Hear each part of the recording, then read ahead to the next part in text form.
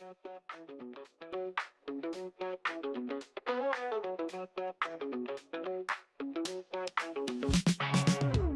to the spot. It's time to ignite. Oh yeah. Operation Hangout. The feeling's just right. Chilling with the crew. We're ready to groove. Opinions flying high. Come on, let's move. Woo. Hang out all night long, all night. Laughing and debating, playing our song. Oh yeah. Share your thoughts, don't be shy. Don't be shy. Operation Hangout, let's reach for the sky. Let's fly. Pull up a chair, let's get in the zone.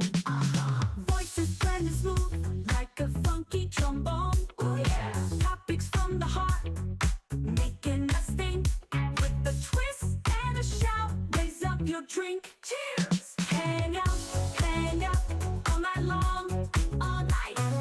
Laughing and debating, playing our song. Oh yeah.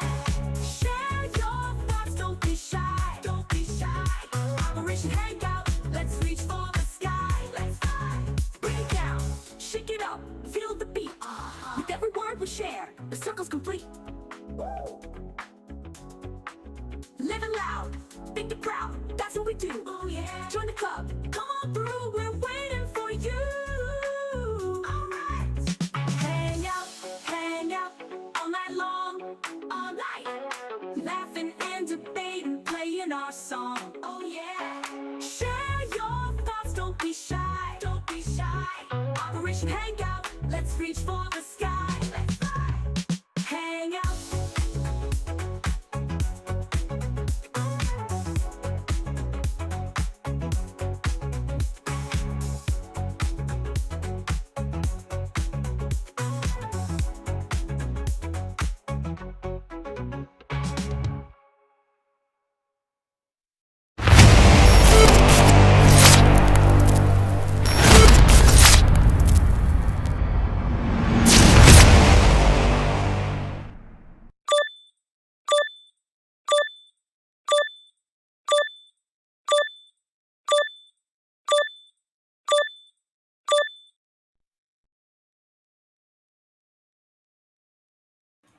What is going on, everybody?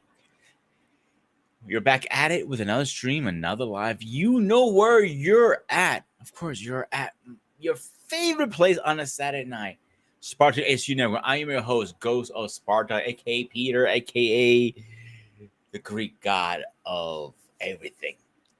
So I can't do this by myself. I actually called a recruiter in. I call from backup. He does fight ghosts. He is a real actual Ghostbuster. And I got to bring him. Let's bring Peter Victim in. Peter Victim? Venkman. Hey, I am my own copyright strike. Not going to get copyright struck on freaking using a guy's name. I'm going to be using all of their names tonight. Venkman, Spangler, Stans, Zedmore, Melnitz. Give me a break. Copyright strike me. See, and you can use it. Look, right here on my name tape. Yep. Make sure you get that. Anyways, yes, let's talk about everything that makes you feel good. I'm talking about busting ghosts. That's right. All right. Before we get too deep into it, I want one question. I'll get the next guy in here. When did you join the Ghostbusters? How long ago? 1984. Oh, from the beginning. So there weren't 4 Ghostbusters. There were actually 5. You were the secret one that we didn't know about, right? Yeah. No, I've been. Yeah, exactly. No, right. I probably officially joined in 2023 when I got my Proton Pack. Nice. All right, let's get the next guy in. He's shy. He's little. Some people call him Baby Groot. Some people call him a little Groot. I call him Sperm Groot now. Bear Claw. Oh, he's hiding now. Bear Claw. He's camera shy, actually. Bear Claw. Here's the problem, ladies and gentlemen. He's making a big logical mistake. There's no something at the goof from Africa. Either you call me a gorilla or a bear. Choose of the two. You've reached your limit on talking. He's Shut the fuck not even up. on screen From 15 blazing seconds. middle finger. Blazing middle finger. Yes. Hey, the more he play it, the more I get a blazing middle finger. Yep. Hey, it's what it is. I'm trying to educate my friend here. African don't have Groot. We have gorillas, or we can You've get reached bears. your limit on talking. Shut the fuck up. From And blazing here we middle go. finger.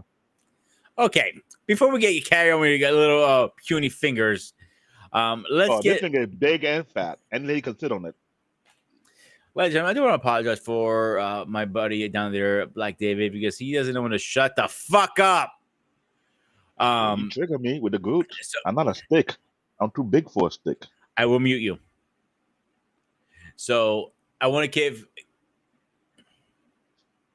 I'm gonna get angry off the elf for a minute, the floor for a minute, because this is his show. He is the expert. He is the man. He is the dork of dorks tonight. So I want to bring my buddy in. Wow. All right.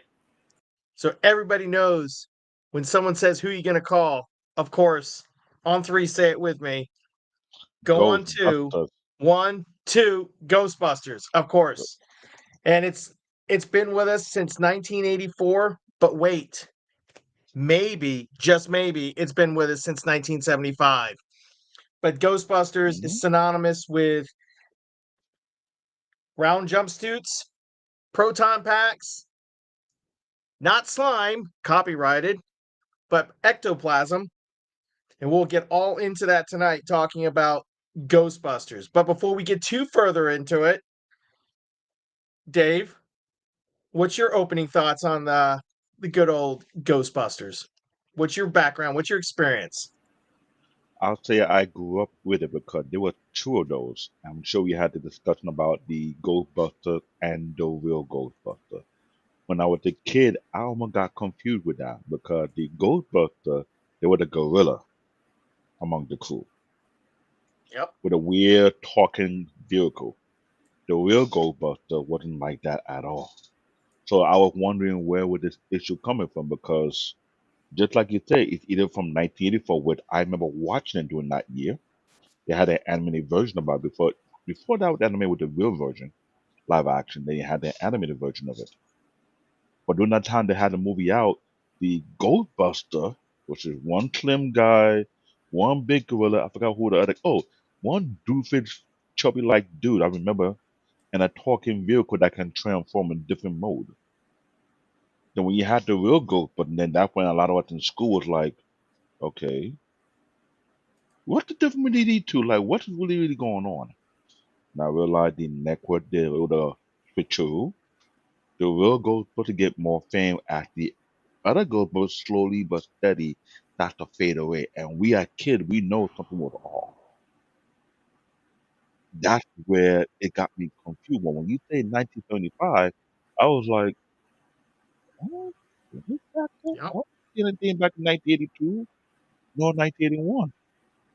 And I'm a nerdy ass person, so I remember details. But now that you mentioned that, I was like, you know what? I think this is the show for that because sometimes you omit a lot of information.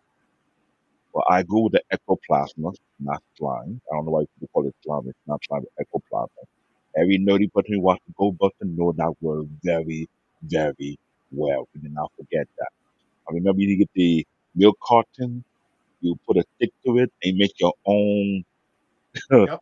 That that was the thing back in elementary school days. You to dress up as ghosts.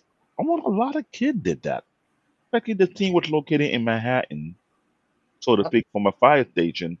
That was the theme for anyone from New York City. If you're in New York City, you have to love the Ghostbusters. The Ladder real number 8. Ghostbusters. Ladder That number was 8. Yep. you have to. If you don't love it, then I don't know what to tell you because it was this theme song. Oh God, that was We'll, we'll get into overplayed. that theme song too. It would overplay throughout the airway to the point whereby it's like a ringtone. David, it's still overplayed now these days. Like it isn't. I know. If you listen to FX, MX radio, even series, it still comes on all the time. If you were playing a shuffle through Google Music or Spotify or whatever streaming service you use, it still comes up every at least once or twice a week for me.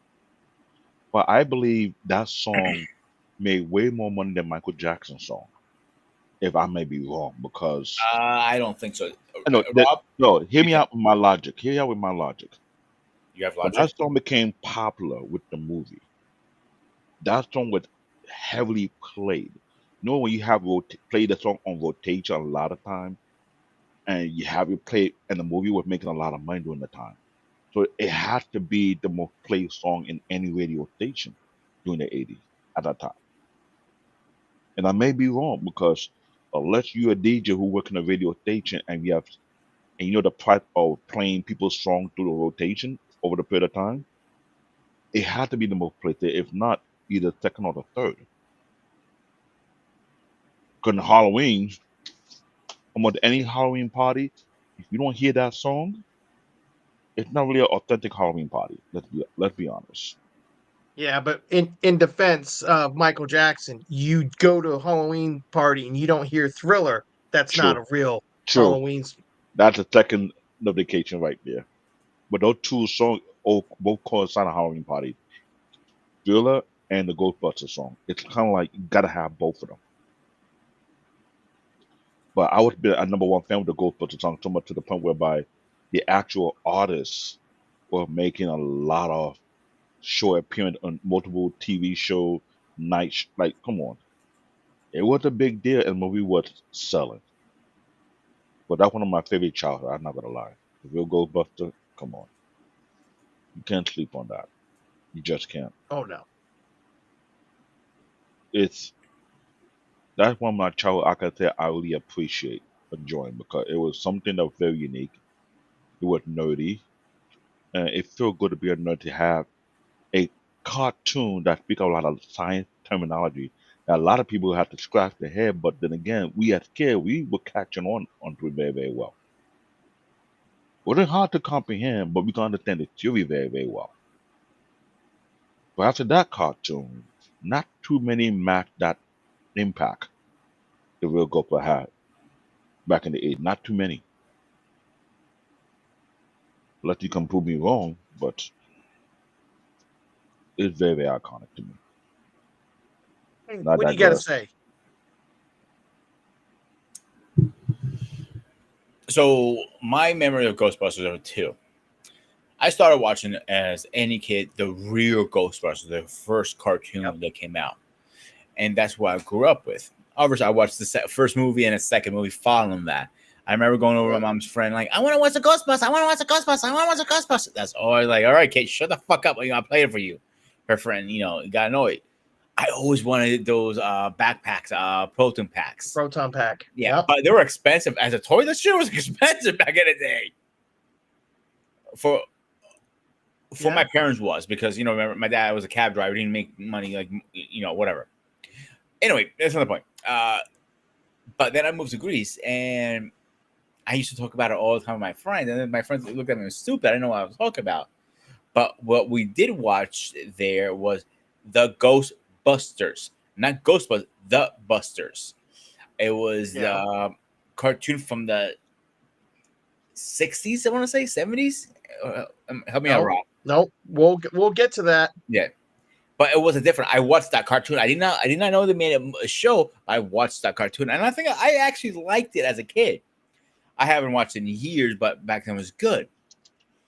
Then everything changed for my neighborhood.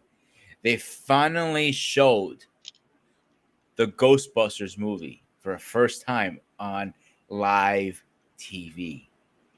I had everybody watching. My best friend runs over my house, freaking go like this. I'm like, oh my god, this is the coolest thing in the world. Like, I was going ape shit. I haven't watched that Ghostbuster movie at the time for 4 years. I was like, crack at it. Come on, Rob, hit me, David. Come on, your turn, hit me. And I went ape shit. Came back to the States. At the time, Ghostbusters was kind of dying off. Till Extreme comes in. Ghostbusters Extreme. We might argue later on. It was a good show, bad show, whatever. Then it kind of died off for years till one horrible movie destroyed everything. We're not going to talk about that, but we are going to talk about the reboots. And not the reboots, the sequels later on and come back. The Yeah, 3 no. and 4. But that's my experience with Ghostbusters. And I went to the ride at Disney, at the Ghostbuster ride. I had slime. Universal. Yeah, Universal. Was it Universal? I thought it was Disney. Nope. I went to the Universal. ride back then. And I loved the ride. I loved that ride. It was my favorite ride. But I don't take the show off. This is your show. Go ahead, Rob. So we'll start from the top. Because there's context. Because both of these franchises, at least in the very beginning, intermingle. So Filmation's Ghostbusters, a live-action comedy children's sitcom, ran on NBC in 1975. It's about a team of bumbling detectives who investigate ghostly occurrences. The series of 15 episodes centered on these bumbling characters. The characters' names were from classic cinema, with one named Spencer, the other named Tracy, alluding to Spencer Tracy. And Kong, while not given to the gorilla, was a homage to King Kong. So there was a guy, or two guys, and a gorilla. All right. You want me to mention the letter of the character for that one for you, if you want me to help? What's that? I found the letter of the character for that particular franchise from Filmation. Well, we're talking about the live action. The cartoon, we haven't gotten to the cartoon. Now, when the Columbia Pictures started to go through the naming process of the 1984 film titled Ghostbusters, Filmation made them pay a license fee to them to utilize the name Ghostbusters. And that brings us to 1984.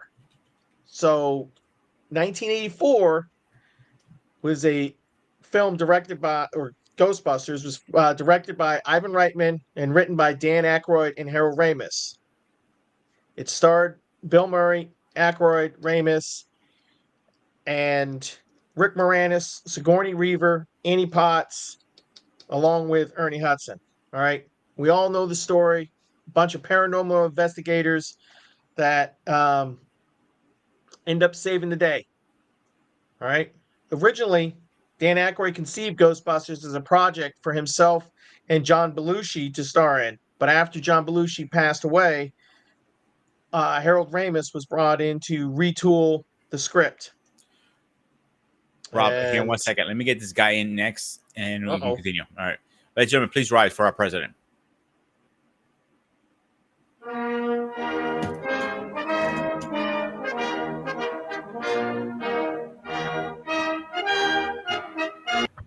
Mr. President, how are you doing tonight? All right, I'm just working on my camera. This isn't my primary camera. I'm trying to get my other one to work. So if I go in and out, just give me a few minutes. Yeah. All right, cool. Rob, we'll do you want to take just over? blame it on Paranormal Activity. Yeah. Exactly. So, Mr. Bennett, before we continue, what are your opening thoughts on Ghostbusters? Well, it's more so a commentary on the period and the director. You were talking about, I think, Ivan Reitman earlier, and it was like in that time, that late 70s, early 80s, he had like this slew of these comedic hits that really that brought a lot of those guys together. So, I mean, the first time most of the Ghostbusters crew together was in Stripes. That was in 1981. And then you had, he did Twins in 88. So you had a lot of these films that were in that early 80s time that Reitman was a director of, that brought a lot of those guys together. So it was, I think it was just everything kind of clicked at the right time. You had the cast. Bill Murray was as hot as ever. Plus, a lot of those guys had SNL ties, so going back a few years. So it's like bringing those guys back together. Sigourney Weaver might have been the top actress in the world at that point. He had the Aliens in 79 and the Aliens in 84. I think that also came out in 84, I believe. I'm sorry, 86, I think. It was 86. But Aliens was certainly a big film, and she was definitely one of the sort of I don't know if you call like a queen of scream, but certainly, she was as big as she was going to get at that time outside of the Aliens franchise. So yeah, it had a lot of guys coming together, and again, the soundtrack. I mean, Ray Parker Jr., who's probably not known for Oh, yeah. anything else. You want to talk about like Nope. one-hit wonders? Who I'm not saying the guy wasn't talented, but again, he had like one major hit, and that was that. And so that whole summer, that's all you heard in the clubs at the day or whatever. The Ghostbusters song, certainly was a hit. So that was also that crazy period of the '80s where the music and the soundtrack, became like really like popular music. I mean, it was like just like you had Beverly Hills Cop and that soundtrack that came out, Axel F. You had, Oh, yeah. so again, you had the music, the music videos that they were making for these were basically cuts of the movie interspliced with the Mhm. singer, kind of performing or whatever. But that was just the period where it was like that intersection of the movie, of the music, the soundtrack, and MTV, and you just had all. It was just like the perfect time for a lot of that to come together. And I think Ghostbusters, kind of hit it on all those levels. A good movie, great soundtrack, and then of course you got the merchandise and everything that kind of came off of that. But it was Oh, just yeah. it was just throughout the summer. It was just Ghostbusters mania in Yep. '84, and arguably probably the most popular movie. I'd have to look at the list of 1984 films, but it's got to be up there as far as with not only It blockbusters, but was. I want to say it was number 4. I'm looking it up right now, Rob. So give me a second, right? Whew. Yeah, I yeah, I'm believe it trying to was think number like what 4 movies for. what movies did better than Ghost? Because I know Return of the Jedi came out the previous year in '83. But I'm trying to think what could have surpassed it. I'd have to look it up myself, but Um, honestly, I think it was. You mentioned freaking Beverly Hills Cop. Um, yeah, very similar. Kind of similar formula. Great actors again. Another SNL alum in Eddie Yep. Murphy. Mhm. So again, it was just that time you just had all of these guys coming out of the comedic space, coming together to put these films together. And again, the soundtracks are like they are the soundtracks of the '80s. If you're Axel F, here Ghostbusters, Mhm. that's going to be in the top. Just think of '80s songs, and that's going to be like in the top 10 for most people as far as music that they remember from that period. It was definitively '80s Well, music. Paul, you are correct. Ghostbusters was the number 1 movie for 1984. I Mhm. was wrong. Beverly Hills Cop. I had them flip flop. Beverly Hills Cop was number 4. Mhm. Um, Mhm. the number 2 movie for 1984 was Indiana Jones and the Temple of Doom, and then followed by Gremlins. Pretty much. So, Now, to add to Angry Elf, remember I found the list of the character for the 1925. The list was Jay Conn Jr. with the Brave Leader, Eddie Spencer Jr. with the cowardly comic relief who kind of chubby, yeah. Tracy the Gorilla with the name of the gorilla character. There was a feature with a time travel heroine, Jessica Way with the news reporter and ally, and Prime Evil with the villain. Compared to the real Ghostbuster was Dr. Peter Venkman, the sarcastic leader, Dr. Egon Spengler, the brainy tech junior, Dr. Ray Sant, the into the ghost nerd, Winston Zeldemore, with reliable ground team member, Jamie Meneath, the sharp-tongued secretary, and Selma Clymer were probably the comic relief go. Which, when I look at both character lists, I can't really understand. There's no close similarity. Oh yeah. And we'll get to that, but it was all based off of the '84 movie. You know. Awesome. Hey guys, I'm just looking at something here. Not to take this totally off topic, but since Yeah. you mentioned 1984, I'm at IMDb. They're making a case that 1984 might have been the greatest year of movies ever. Check out this top 10. To your point, Ghostbusters, Beverly Hills Cop, The Mhm. Terminator, Nightmare on Elm Street, Gremlins, Yep. The Karate Yep. Kid, Indiana Jones and the Temple of Doom, as you mentioned. This is Spinal Tap and Police Academy, Revenge of the Nerds, Wow. Yep. Footloose, 16 Wow. Candles, The Natural, Amadeus, Star Trek 3, The Search for Spock, Splash, Bachelor Party, Red Dawn, Romancing the Stone. I mean, that's just like the top 20. Yeah. So I can Purple you Rain. think of I like mean, that's and I'm still going. The Last Starfighter, Starman, Purple Yeah. Rain. I forgot. How can I forget about Purple Rain? Some of these I thought it came out in Conan the 85, but Destroyer. Conan Destroyer, Yeah. Dune, Yeah. Johnny Dangerously. I That was mean, the year. That was the year. I'll you give can- it to him. yeah. Against All Odds. I mean, at least if you don't know the movie, you know that song that drove me crazy. I couldn't stand the Phil song Collins. after walking. Take a look at me now. They played that song so much, I got sick of it. I mean, absolutely. Moscow on the Hudson, Firestarter, Cannonball Run 2, Chud, Cannibalistic That's Underground Human Dwellers. Yes, that movie brings back memories of the mid '90s Oh going to my my gosh. buddy's house. Breaking. Hang on.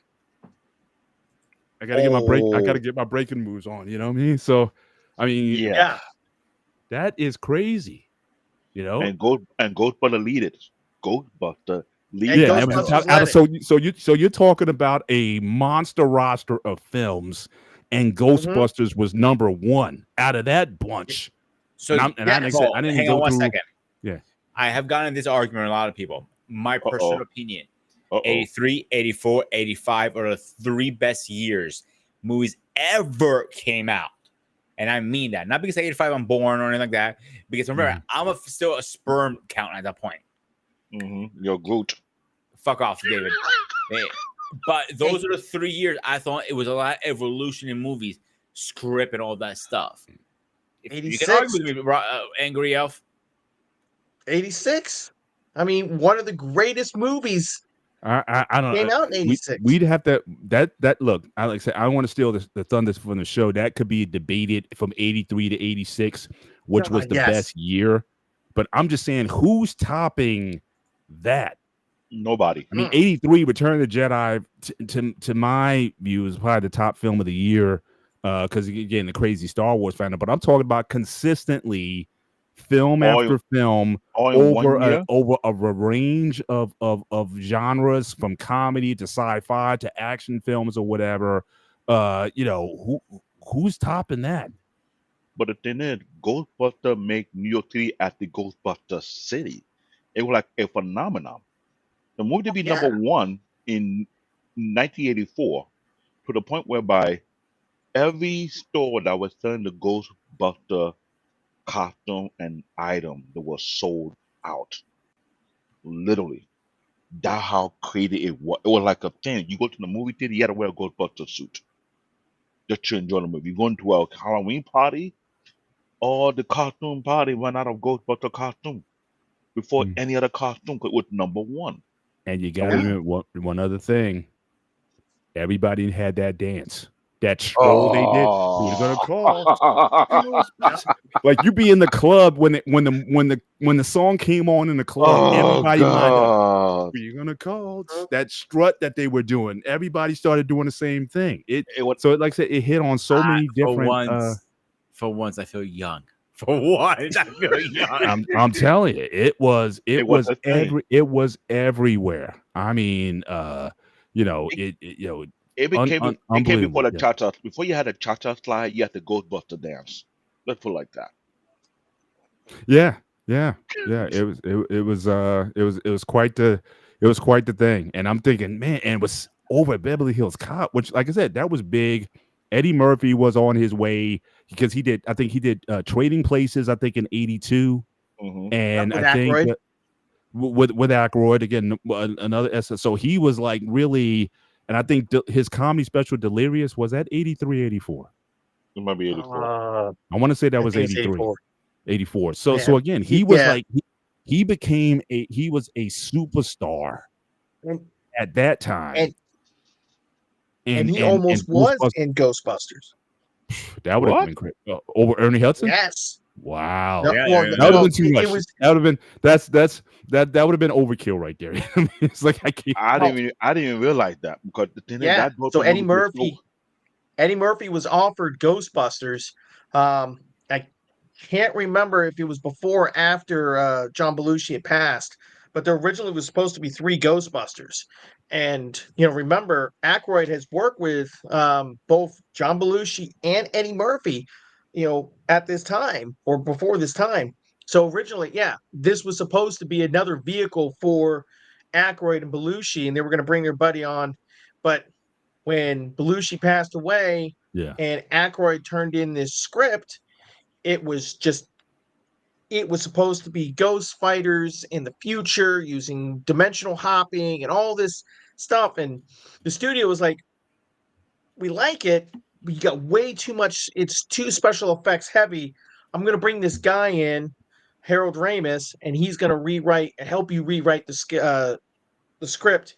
And to rewrite the script to have it set in New York City and be a lot more realistic. And that was the goal. And that's what we got. Yeah, and Ramis, he Oh. also he played like the perfect straight man. You know what I mean? Oh, yeah. Like compared to like Murphy and I mean to Bill Murray and Yeah. Candy. I mean, he was like the perfect straight man. Like in everything he did, he made it good. He really made it good in that as well. So yeah, so like I said, it was like just the perfect storm of guys coming together. And in fact, I think because I don't think Ghostbusters 2 was as good. I know we're probably gonna talk about that a little bit later, but I think that was we'll like I talk think that about might it. have been the height, certainly for Bill Murray. I don't think Bill Murray was anything bigger than Ghostbusters. No, at least no. I mean, the thing with Bill Murray was, one, he's had this huge stance. Now, obviously, he's broken it of not doing sequels.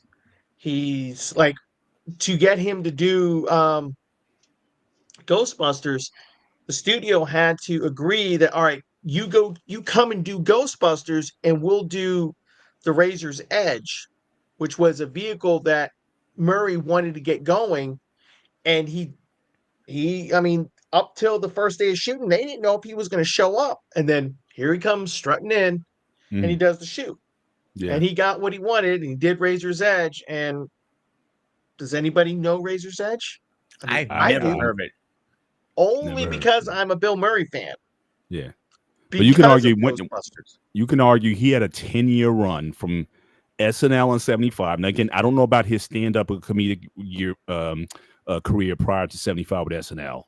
But Yeah. from 75 to 84, he was at the top. Meatballs is probably my favorite comedy Well- of. I mean, if look all the Yeah. Bill Murray films, Meatballs was the bomb. That speech, I used to play that speech before like tests and everything else, that it just doesn't matter. I mean, that was like that was like a motivational Monday type of thing. I would play and I would pass on to people and whatnot. It's one of my favorite speeches of all time. Movie speeches with Adrian talking about what's the truth, Rocky, and all that kind of stuff. It's right up there.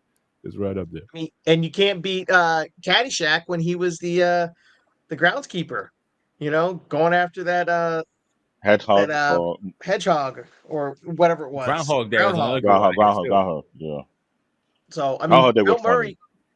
Bill Murray was the guy. I mean, and he plays the perfect con man, and that's what he is. He is the con man, And Dan Aykroyd, through his character and through coming up with Ghostbusters, I mean, he's the heart. And Ernie Hudson, he's the like you said earlier, the everyman.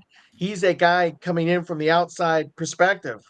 Especially that line he gives in the final battle, 1610, a year, this ain't worth it. Or I screwed that up. But anyways, basically saying the pay's not worth it, So, I mean, and the lines from that movie, I still, to this day, like for instance, my daughter called Dad, my response is there is no dad, only Zool. Stuff like that. You know, I can see you doing that uh, actually. yeah. I mean that, and this movie is Rob, resonates. the question I have for you as a hardcore Ghostbuster fan, from all four movies they made, I want you to break this in two different ways. Three ways. Your top best movie of the Ghostbusters. Which one do you like better from the prequel versus the new ones? And we have pick one from the two original and two new ones. Which one would you have had to go head to head? Oh, it's easy. The best one out of it is 84, the first Okay. Ghostbusters, Okay. and then which one's the better sequel, or out of the sequel reboots with Jason Reitman is Afterlife. And the only thing is, the only reason I'd say 84 is the best one out of all of them is, I hate to say it, Afterlife is basically a rehash of 84. Though At least I'm not the it's only got one some who good, thinks that. yeah. Well, I mean, because one, you've got Gozer comes back, you know, um, you've got a lot of the same elements. Granted, you're not in New York City. Well, that's a plus. I like the fact that they left New York City, but you've got a group of people figuring out this whole ghost busting thing, and then you've got that fight, that end was that final battle was really great, especially with what pops up. So it's hands down 1984 Yeah. Ghostbusters, because it started it all. Mhm. Yeah. And just the folks that they brought in, like I know Rick Moranis was mentioned earlier. Now again, I didn't know much about his career, but I did recall watching a lot of SCTV, which was essentially the Canadian SNL. Yep. So and then later on, he got known for those Molson beer commercials saying the A, like the Canadian Yep. guy. And I think they didn't even come out with a movie based on that skit, Yeah. that Molson skit. I don't. Yeah. Yeah. So again, he was kind of like under I wouldn't say underrated in the film, but I mean definitely, even though he plays like sort of inept guy that nobody likes. I mean that's the thing that was crazy. It's like he's throwing his party and nobody cares that he's the host of the party. No. I felt kind of sad for him in the You know what's in funny the about film. him? That he literally had to step away when his career was on the peak because he has to go take care of his kids because I think his wife died or something like that. His wife died. Yeah. Yeah, and now His he's wife finally died. announced that he's coming out of retirement to do Spaceballs too. I think I saw CQ did it, didn't he, on his Pop Culture Store? Yeah, he mentioned it. Yeah. Yeah. I'm curious how he hasn't acting how many years? It's Rick Moranis. He's one of those guys. It's fine. I mean, he'll be fine. I mean, yeah, Honey has Shrunk the Kids. Yeah. Yeah. So Oh, Honey that Shrunk was was another awesome one movie. too. I mean, so it was almost like that was sort of a launching pad for him, but it was because of him I started watching SCTV, because I really didn't pay a lot of attention to it. Plus, in our area, like in the New York area, it would come on like these odd hours, like Saturday night, like very late. I think it might have came on like after SNL went off. So SNL came on like from 11 to like 1 or something like that. And I think SCTV came on some channel like right afterwards. It was just a weird slot for it, but you had it was almost like a cult following following their content versus SNL's. It was almost like an SNL knockoff to an extent, but yeah, I mean, certainly he was an underplayed character, but I think he sold pretty well in that film. So oh yeah, for sure. and we keep calling back to it, and after the 84 movie, the Columbia Pictures realized they had something on their hands. They had something, it had the appeal, it had everything. So they went ahead and greenlit what eventually became known as the Real Ghostbusters, or GBR, or excuse me, RGB. Wow, I can't read. Uh, it was the series did premiere on September 13th, 1986, but 5 days earlier, the Filmation Ghostbusters animated show premiered. So technically, Filmation beat Columbia Pictures to the punch by 5 days. Mhm. Um, though, and the reason the reel was added to the Real Ghostbusters was to delineate between the two animated series, so kids like Pete didn't get confused. But the Real Ghostbusters For ran from everybody else September. though, Oh I'm yeah, saying for everybody else though, it was like everybody was like, "What the blink?" yeah, When the Filmation came on for, because again, I wasn't aware of the 75 live action right. or anything like that. So when I'm looking at it, I'm like every other kid, like, what is this? I mean, My question it was to definitely you, jarring seeing it for my the first biggest time. question Yeah. to you, Robbie, you maybe know the answer to this. The names are similar. You know how people love suing each other legally. How did that work? They paid the licensing fee. They paid the licensing fee in 1984 to get the name on the film, and they continued with that through this until basically Filmation gave up on it. And but when they brought out the animated series, they still had the licensing agreement, and all they did, like I said, to delineate was just add the reel. Um, but the fact of the matter is that show took off, and it's though both shows had toy lines. Everything in the 80s had a toy line. Mm-hmm. Um, the the other Ghostbusters, the Filmation Ghostbusters, didn't didn't hold a candle. Um, the real Ghostbusters ran for 173 episodes. The Filmation Ghostbusters had 65. Um, the Filmation Ghostbusters had a toy line by Tycho, and the real Ghostbusters had a toy line that ran from 1986 all the way through 1991. Damn. So you tell me, you Yeah. know, That was a losing battle. I personally think if these both came out at the same time, no movie, no nothing. It was head to head, race uno Mulanaro, whatever you want to call it. The real Ghostbusters was going to win no matter what. I think it was a better storyline, better everything, because it was a good catch. The Ghostbusters one.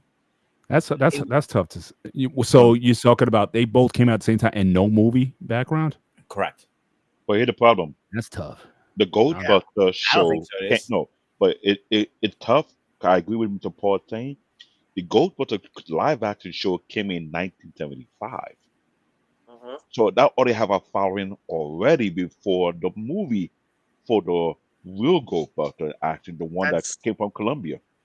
So it's two that's different. not yeah, but that's 9 years or before. I mean, that had fallen out of lexicon, and they only had 13 episodes. Yeah. That I mean, that fell straight to the wayside. You Yeah. know, I And I think to get this that. point, we're talking straight, no, so no 1975 live action, no 1984 live action movie. If you just tried to compare the series and saw which one was better, again, that's a tough question. I mean, it's like No, among the you have kids, to erase. it's not gonna be easy because reason why? Yes, they're both cartoon in both of the sense, but the Mhm. storyline is what would catch the kid even more because the real Ghostbuster was more science fictional in a way whereby it kind of got interesting to listen to or watch. But as the Ghostbuster was more comedy relief because I hate to say this, the Eddie Spencer Jr., the comic relief character, it was almost annoying watching as a kid. well, I enjoyed Tracy the gorilla character because he's more like the solid individual. Like while everybody is stupid, he make more sense than everybody else. Mm, I don't remember. Did he speak words or did we like no, ooh, just kind of? No, grunted. he was He he just was kind of grunting, he grunted. just grunted. but he just grunted. But the fact that he keeps saving it behind many times over, it's almost as if he's the brain of the team. Yeah. Yeah, I mean, Yeah. almost like Chewbacca, but even more so. He Yeah, was Yeah, Chewbacca exactly. with a nerdy ass person. It's kind of like it make it seem like why have a leader who don't know what the hell they're doing and let the gorilla run the show instead? How about that? yeah. The only thing And I think I talked about this in our meeting on Monday. The only thing I was knowing about the show also is like the let's go sequence. It was just way too long. oh, I mean, it was long. one time, like if this was like a debut, like a premiere, and you want to see the whole thing from end to end, okay. But to devote, I don't know if it's 3 minutes or 4 minutes. I don't know how long that's. I'd have to look at a YouTube and count it. The intro, you mean? No, Yeah, no. The when they would go, and they high change and five and transform. let's go Ghostbusters, and they would go into that train. Then they're going this big conveyor, and they're going. Yeah, It's just it just slows the whole. I think it was Like like you 3 to almost 5 lose. minutes. Yeah, it's like you slow the whole showdown when you're playing this thing. You know what's happening. It's not like they didn't even vary it from time to time. You know what I mean? They didn't make it anything special. It was like the same sequence over and over again. And I'm thinking, like after the pilot, you got to cut that down by at least half. I mean, it's just But back then, it was common to do that in most shows. no, but not that long, not 3 to 5 minutes.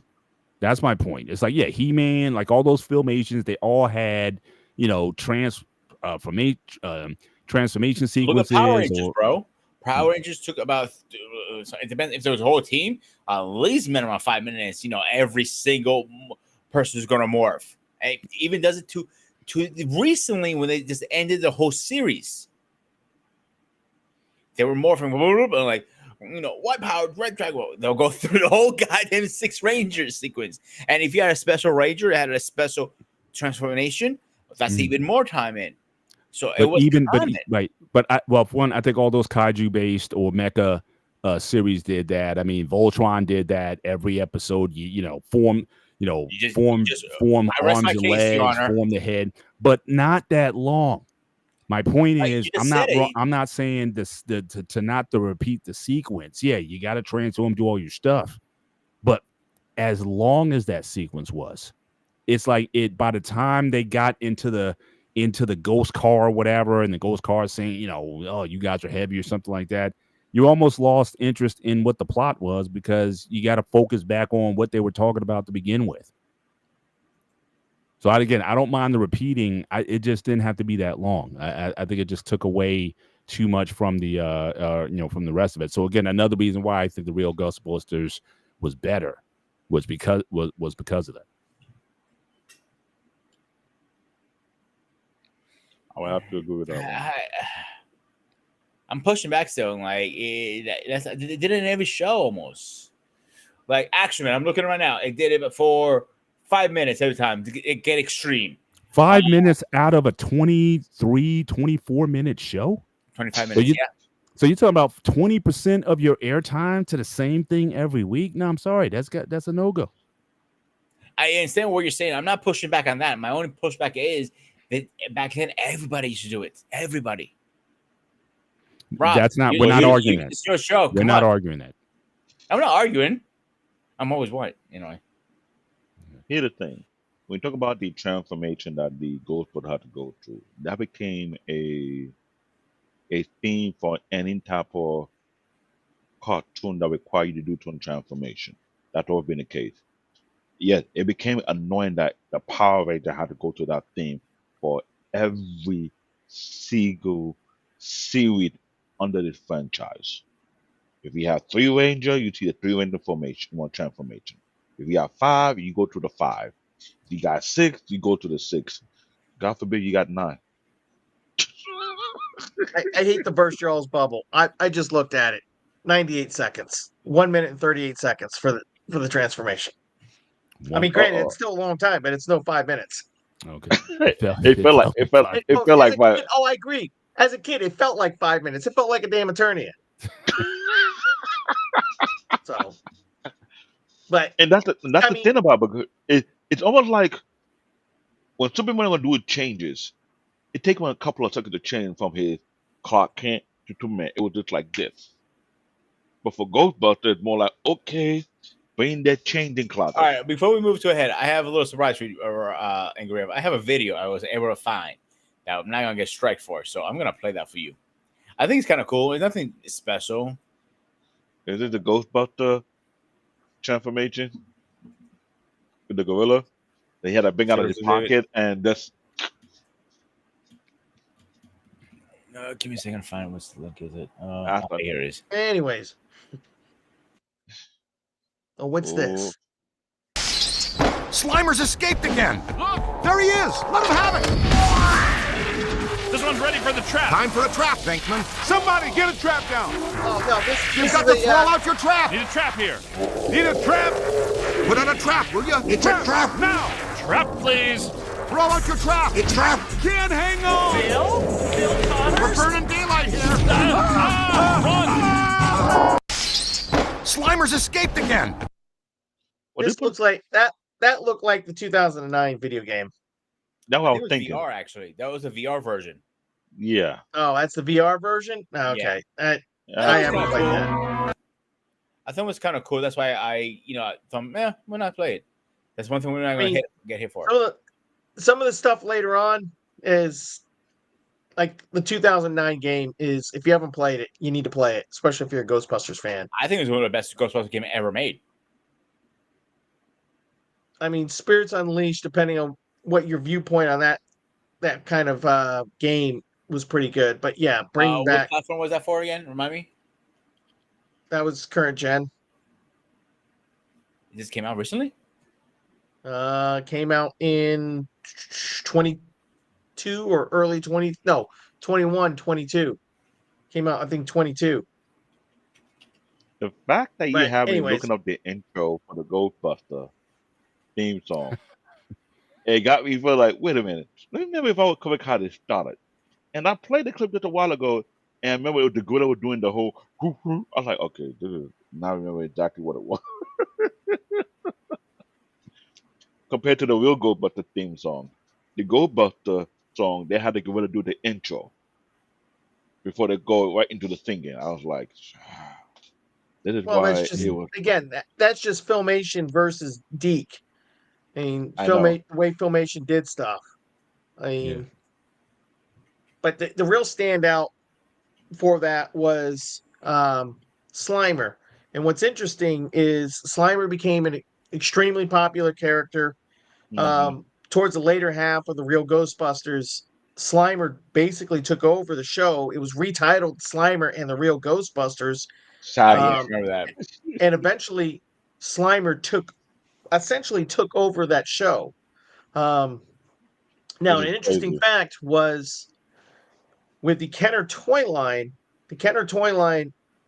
had your standard figures, but it came with ectoplasm. And they had to call it ectoplasm because Mattel had copyrighted Slime when they did their Masters of the Universe Slime Pit toy. And because of that copyright, Kenner couldn't call their goop any slime. They had to call it ectoplasm. When Ninja Turtles came out by Playmates, they had to call theirs mutagen and could not call it slime. So, but an Ooze. interesting thought Oh, the is ooze. with the toys, Kenner, whenever they released a Slimer action figure, called him the Green Ghost. And recently on another podcaster, Geek Dad Life, going through the Kenner toys, was postulating that perhaps because of the copyright from Mattel, they couldn't call him Slimer on the toys and had to call him Green Ghost. So, But it seems like they had a little- copyright on Ecto because I remember distinctly. In fact, I just looked it up. High C, Yep. the Ecto Cooler. drink Ecto Cooler. So that was like and it was like that bright green colored variety of tangerine flavored. Yeah, Yep. yeah. So anything with Ecto in it, they always had a reference back to that as well. So I'm assuming they had some sort of copyright on that. No, I don't Oh, know if any other entities they doing that. probably did, and it was, but they it took over the lexicon. You had the car was Ecto 1. Again, you had Ecto Cooler. Anything to do with with Ghostbusters was, some form, some way, either um, ecto or ectoplasm, all that. Um, so, but yeah, I mean, by the mid '80s, it was, Ghostbusters, and the thing of it is, especially in the toy aisle, you had Star Wars had already come off the shelves back in '85. Masters of the Universe by this time is starting to slow down. GI Joe is slowly starting to slow down, Yeah. and it wasn't until Playmates and the Ninja Turtles really took off in the late '91, early '92. Ghostbusters had a free run, and they had all sorts of figures and role playing items. Mhm. Pete was saying earlier, talking about not having a proton pack. I didn't have a proton pack, but it wasn't for a lack of trying. But you know, they had, but I had pretty much everything else. I had an Ecto One. I had all the Ghostbusters. I had Green Ghost. I mean, I had my team, and I could play Ghostbusters all day long. Um, so, anybody else Do have? you have any of those toys from your childhood, or they all got scratched? Oh, we were a military family, so every time we moved, there was a yard sale. No, I don't have any childhood survivors. The closest I have is a Voltron, but that was from the '90s, not from the '80s. Um, so no, I don't have any childhood survivors. Gotcha. Gotcha. Hey, Angry, let me ask you, between Ghostbusters and Ghostbusters 2, again, I think we're all in agreement. I think Ghostbusters 1 was the better film just overall. Yeah, But certainly, I think it also, the thing about 2, I think it definitely helped to solidify and launch the solo career of Bobby Brown. So again, I think he came out with My yeah, Prerogative, I think a bit earlier, but he also had the Ghostbusters soundtrack. yep. That was again On our own. a big hit of that summer. So again, it didn't have, I don't think it had the same splash, but certainly between My Prerogative and the Ghostbusters on my in Yeah, control, I mean, it was that definitely he became a major star. Maybe not maybe on the level like a Michael Jackson or whatever, but he was like yeah, like what Chris Brown became, in later years, or Usher or something like that. He might have been like the first uh-huh, to like have that kind of breakout start from New Edition. I think I was just watching the New Edition biofilm, and yeah, they had to kick him out because he was just too wild at that time. But he definitely carved out a niche for himself as a solo artist, which is difficult to do oftentimes when you leave a group. It was supposed to be Michael Tresvant, the lead singer. He was slated for that, but I don't think he had nearly the career that Bobby yeah. Brown did, reaching out. But I think that song, again, very ingrained in certainly in my mind from the time, and it was a very big hit for him, I thought, from that era. So what was your thoughts on Definitely. the two, and what was your, still between Ray Parker Jr.'s and Bobby's, which one do you prefer? Oh, I'm a Ray Parker Jr. Fan all the way. I'll shill for him all day long. Right. There's nothing against Bobby Brown, but everything associated Ghostbusters 2, just I liked it, but not at the same level. I Right. mean, the the problem with the movie and in turn the songs associated in my mind, but the problem with the movie was it was, and I was a kid. I was a kid. It was too in line with the cartoon. Everything was toned down. Everything was more, you know, family friendly. The dark humor was gone. And then just it felt more like the tie-in. Like there's the cameo appearance by Bobby Brown, as the Ghostbusters go in to go see the mayor. He asks, can he get a proton pack? His kid's brother's a fan, and the Ghostbusters like it's not a toy. Sorry, it's not a toy. You know, Yeah. but yeah, Let me ask you: do you think that a possible problem with it is? I mean, sequels I know can be very tricky, yeah, um, things. I mean, it came out 5 years later. Mm-hmm. Versus they could have probably, I mean, if they could have got, I don't know, back then if they were doing like multi-picture deals, or were they even considering, hey, if this is a hit, we'll sign you up for the sequel now and whatnot. Everyone's got a guarantee or something like that. But they could, I mean, I think if Ghostbusters 2 came out like in 86, it possibly could have still done well. I mean, I know they tried to, sell the cartoon and all that, but certainly getting the band back together they did for 89. Do you think just 5 years, it just takes some of the sizzle off, or just run back with the same formula that made the first one successful? Because you said it got watered down again, but things started changing just in culture and society by 89.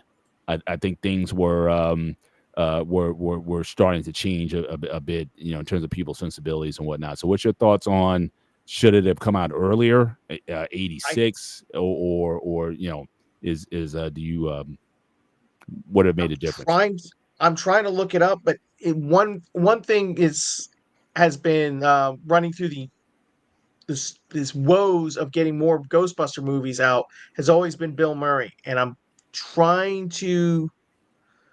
Why? Why do they want to Yeah. shoot movies? Huh? Well, I'm Why? trying to. It's how Bill Murray is. It's really realistically, it's how Bill Murray is. One, he's not a big fan of doing sequels. Two, he'll do a movie when he's ready. And right here, according to Reitman, the delay occurred because the main actors did not want to make a sequel for nearly 3 years. By the time they decided to go ahead, Murray was committed to starring role in Scrooged. When Murray was finally ready, the script was not. So again, it's that back and forth of trying to get all the main players back. And then there's also talk that the then Columbia Pictures executive David Putman was blamed for Ghostbusters 2 lengthy production, although director Ivan Reitman said it was more the fault of the reluctant cast and crew. So there was obviously some studio interference in what was going on, and and that was at the point of how and why they toned down everything for Ghostbusters 2, made it more family friendly. That was obviously studio. I don't think it was a bad movie for a family or a first one, to be honest with you.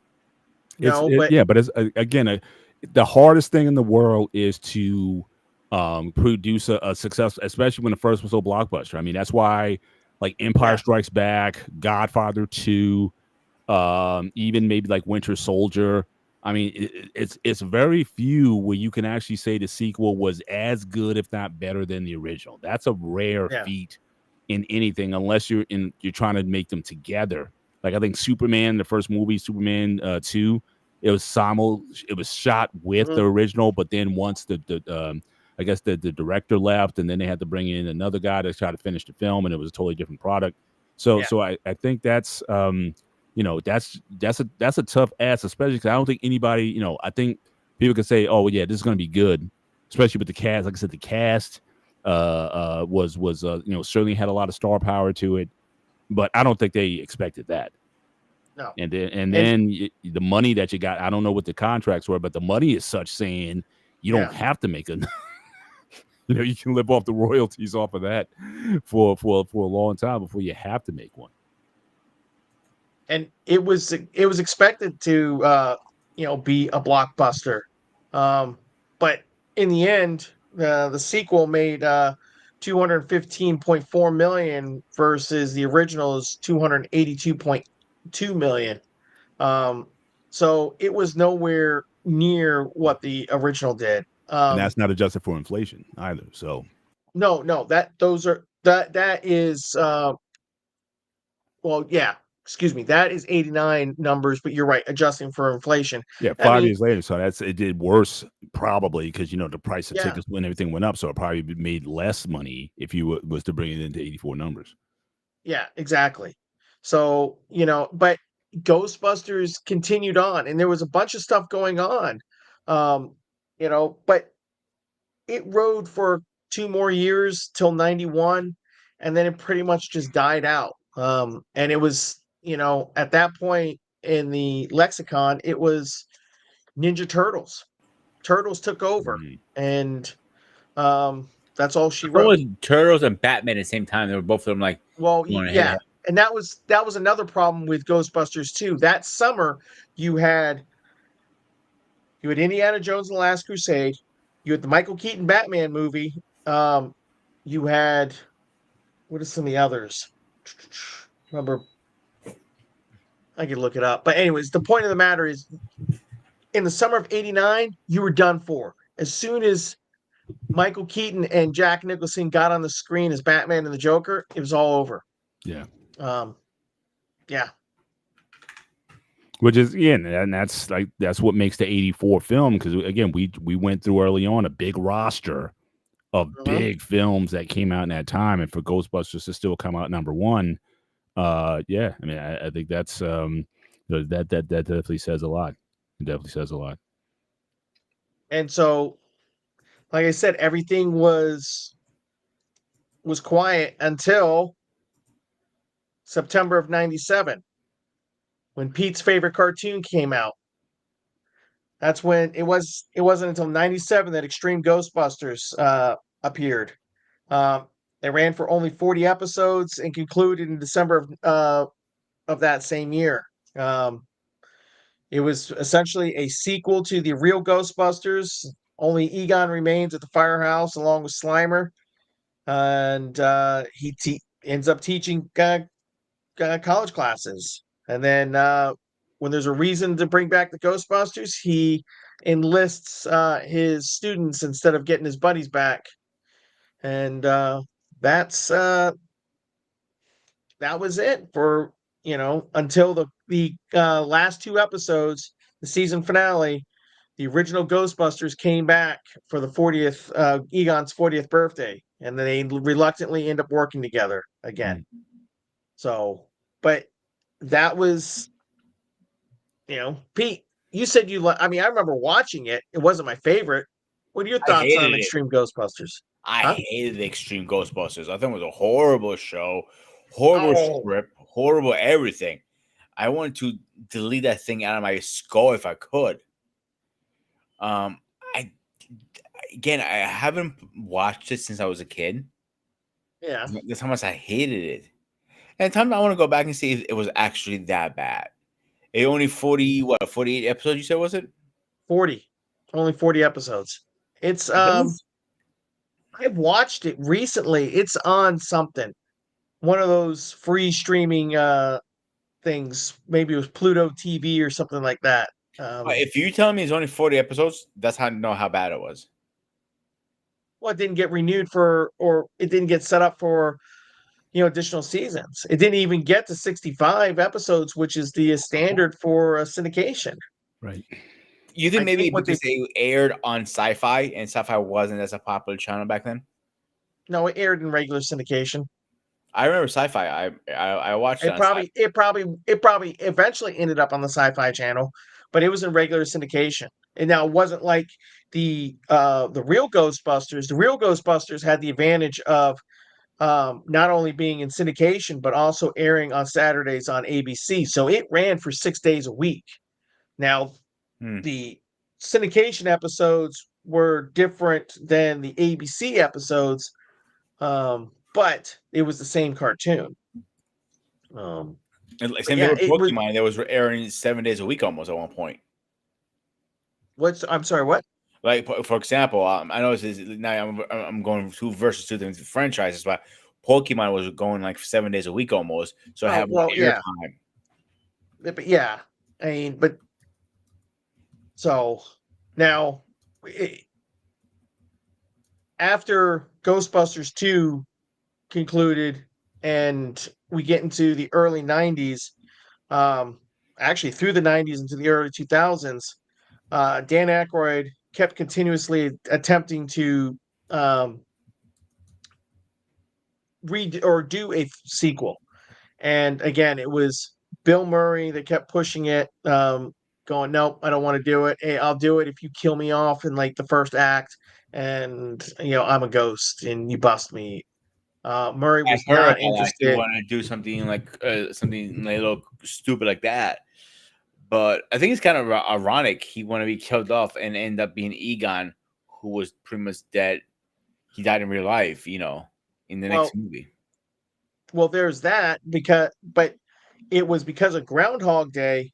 Um, Harold Ramis was directing Groundhog Day, which starred Bill Murray. They got into a fight. They got Mhm. into a long fight that lasted until right before Harold Ramis passed away. And Who was their yeah, fight again? Who was it? Harold Ramis and Bill Murray got into a nasty fight Really?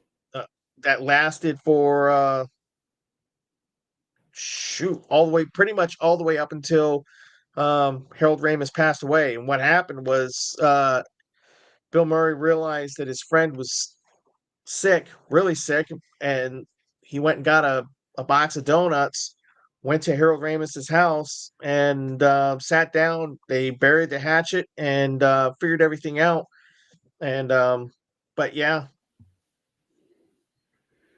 so Angry. I yeah, know but you said you've been a lifelong fan of Bill Murray. Did he have like a reputation being an of asshole. being, or just hard to work with, whatever you want to call it, Yes, or what have you? It's he was. He was absolutely had that. Like I said, with the first Ghostbusters, they had him on. He was quote unquote under contract, but they didn't know if he was going to show up. mm, Um, and he showed up day one and was kind of like, "Oh, okay, we can do this." And I think it was Ghostbusters 2, but I didn't run across it. I've uh, seen so many documentaries on this stuff, but I think it was Ghostbusters 2. They didn't know if he was again coming back, and I think it was like 2 or 3 days after principal photography had started that he showed up. But there was they filmed stuff that didn't require Bill Murray, but there was points, and you can almost tell. You go back and watch Ghostbusters 2. Bill Murray, I mean, he didn't have as much enthusiasm as he did in the first one. right. Now, granted, different point in your life, so on and so forth, but still, it kind of it didn't feel like he was phoning it in, but it just didn't feel like it was the same guy, you know. Yeah. Do So you think that I kid? get But that. it didn't seem to kill his career, or people are still willing to work with him because they. Didn't he oh do yeah, Scrooge? Didn't he do Scrooge? yeah, he did Scrooge, and it came out. I think it came out after Ghostbusters, but only because they delayed it to, or excuse me, after Ghostbusters 2, but they held it till the Christmas season. I Mm, think because yeah, he filmed. Oh no, I'm sorry, 88. Scrooge came out in 88. Excuse me. 80. Mm, I mean, all those movies. I watched most of them on home media VHS, so right. they came out when they came home from Blockbuster. Yeah. Yeah, I mean, it seems like, I mean, I could understand it certainly at the time. Like I said, he was the biggest star going back to like 77, 78 with Meatball, Stripes, and whatnot. He Yep. was, like I said, Eddie was like on the come up. Like Eddie was kind of coming like right after him. But he was clearly, I think at the time, the top, I think, comedic star in Hollywood 4 times. So again, I guess they're gonna give you some graces, or that he certainly could take advantage of. But it just seems like yeah, you still think he possibly could have did a little bit more. Um, but like you said, I mean, it seems like if he's not into something, he's not into it. And I don't know if it was due to other interests, or I don't know if he was into the substances. I don't know, but he definitely seemed to have like an aloof. It's just like when he's in character doing something, he's like Yeah. he's into it. But when he's not, it's just like I've heard interviews with him, just like Letterman or whatever the show is. He's just very aloof. It's like, are we done now with this? But he doesn't. It sounds almost like a tortured soul kind of person. I heard in the past that Bill Murray was an asshole to work with at times. Like Yeah. he's very, very difficult to work with. I think that's why after a certain point, people stop hiring him and like we don't want to deal with this guy anymore. Enough is enough. But one person we don't hear a lot is Man, I'm gonna pronounce his real name. So I'm gonna say the Winston, the Black Ghostbuster. That guy, you don't hear too much about that guy. Ernie Hudson. That guy, if you take a recent picture of the guy's almost 80 years old. And looks the same. And the He guy's is- got a body like crazy. I mean, Yes. yeah, very physically fit for his age. He's definitely And- Paul, he's my stop motivation. drooling on the actor. He's my motivation. He's he's Yeah. the guy. I'm like, if I could be 78 years old and look like him, I'm golden. But I mean, he really has taken care of himself really well over. Oh yeah, over I'm the not years. kidding. But again, you don't hear too much about his career as an actor. Ghostbusters, and that's But it. that's because when you're in the company of Dan Aykroyd, Harold Ramis, Bill Murray, Sigourney Weaver, Rick Moranis. I'm sorry. I love Ernie Hudson. I mean, he's been in a lot of good stuff. I mean, he was in Hand That Rocks the Cradle, The Crow. He's been all over TV. He's He a was working in, actor. That's yeah. what He, he's a working actor. he's Toy just Story. He not. played in. I see. What's that? He played in Toy Story. Yeah. You know. Yeah, No, he's a I'm yeah, gonna, one of his I older- look him up just now. His name is Ernest Lee Hudson. He did Yeah. Leviathan, The Hand That Rocked the Cradle, The Crow, Airhead, The Basketball Diary, Congo, With Congeniality, The Ron Clark Story. He been busy. The Last No, Princeton, I'm not saying he and wasn't, David. I said you don't hear too much about him. That's what I'm no, saying. Yeah. it's just that if you recognize his work, Desperate Housewife, yeah, you will recognize him. Chick Light of the American Teenager, you'll recognize that. Law and Order, come Yeah. on. And again, Transformer he's Prime, always playing. He's he was always playing the straight man. I mean, it's Yep. like anything else. It's like when you play the straight man, you're not going to get the big. It's like a with a sports like a basketball team, right? The guy who gets in there and does the rebounds and plays defense and whatnot. He's a cog in your team that makes the team work, but he's not the superstar. He's not the guy. He's not going to take all the shots.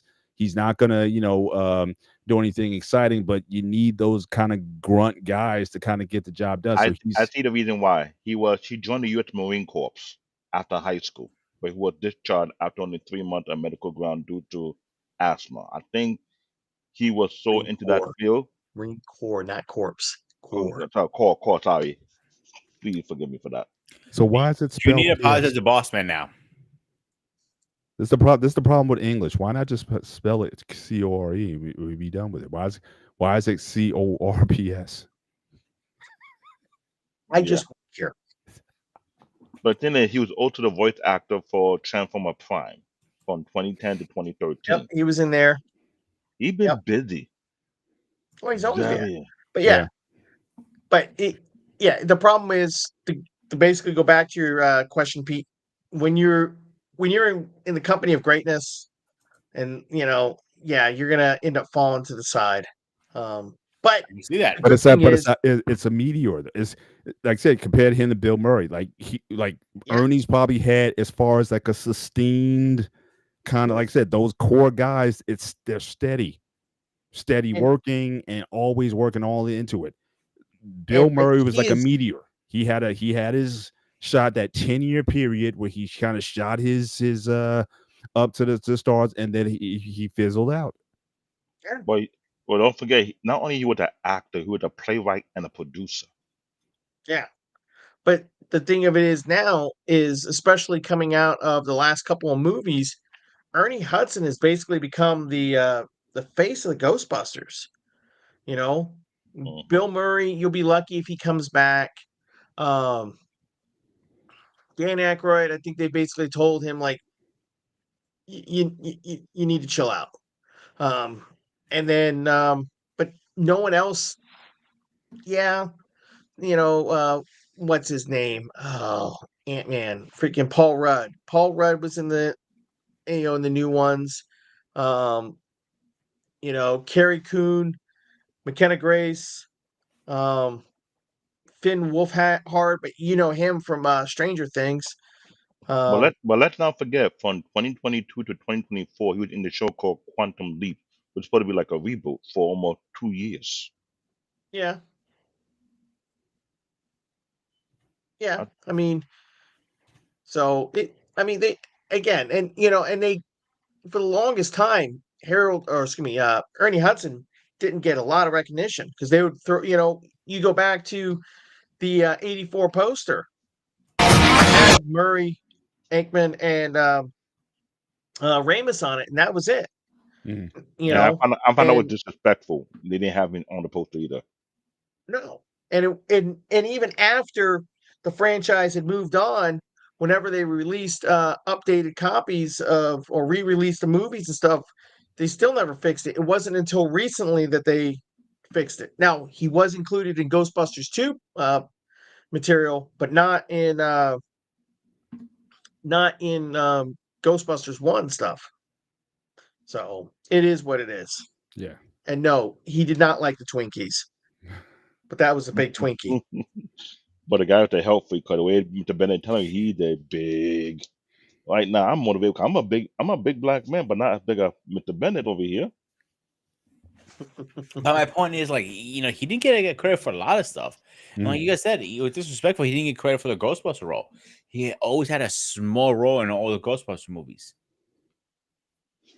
I mean, they said the same thing about the real Ghostbusters cartoon, that low key that it was racist because they didn't At him Winston's as role much. in the episodes wasn't always prominent.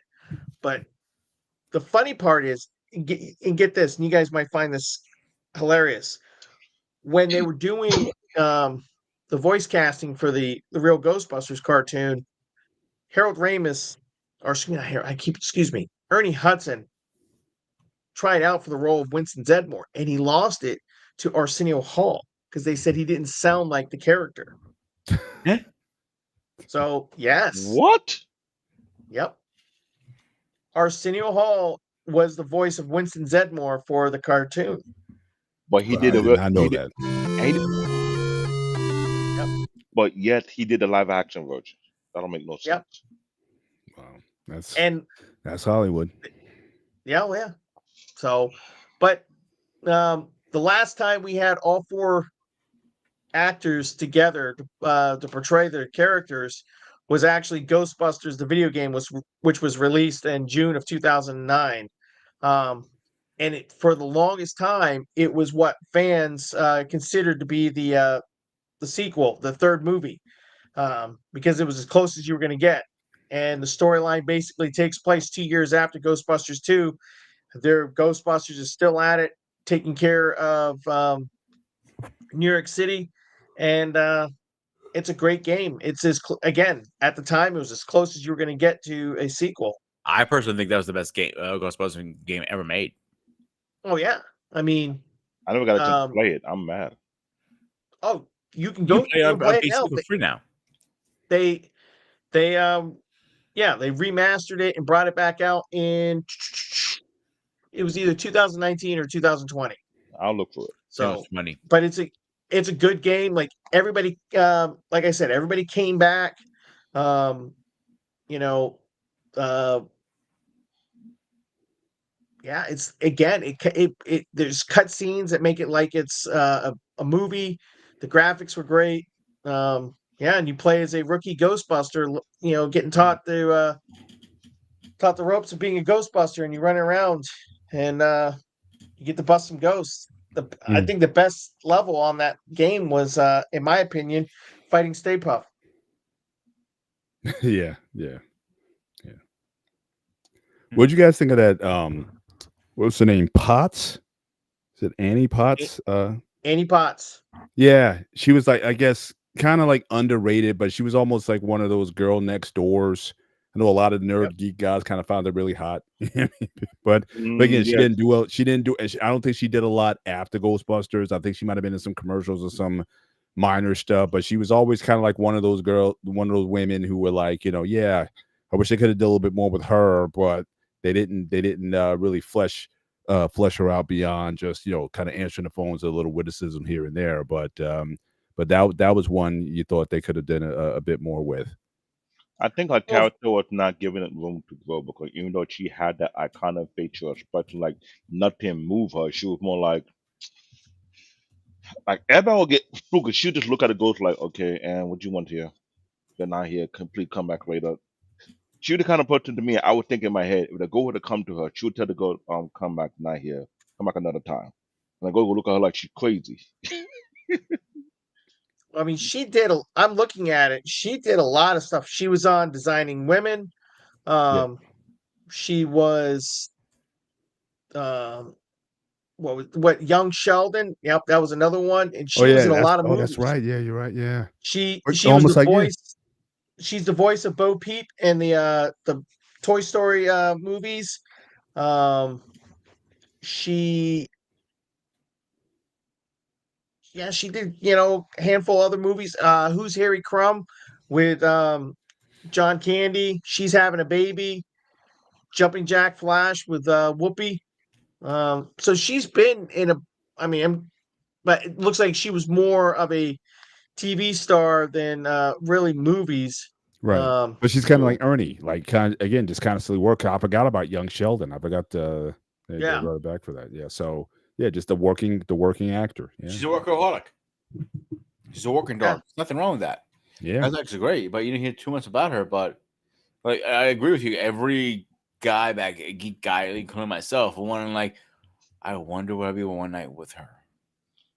One night, y'all weird. I was talking about marrying her.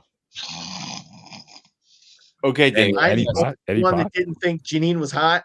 Like I'm See, sorry. I know I'm one of those guys. I've always been for the one that they don't. So again, Ginger Marianne, I was always the Marianne guy. You know what I mean? Yeah. So it's always the ones that are not get. I mean, Sigourney, yeah, she gets the screen time. She's an actress, all that kind of stuff. But it's always, like I said, the minor ones that you kind of see in the background that are the ones that you notice and you're like, man, I wonder what she's like, or why don't you do something with her? Remember, I think Eric posted in the I think in the fandom zone, Battlestar Galactica. Remember the girl who was on the she was like on the intercom and saying, the readouts and everything, silence are coming 80 centons and all that kind of stuff. She had the hair with the braids and stuff.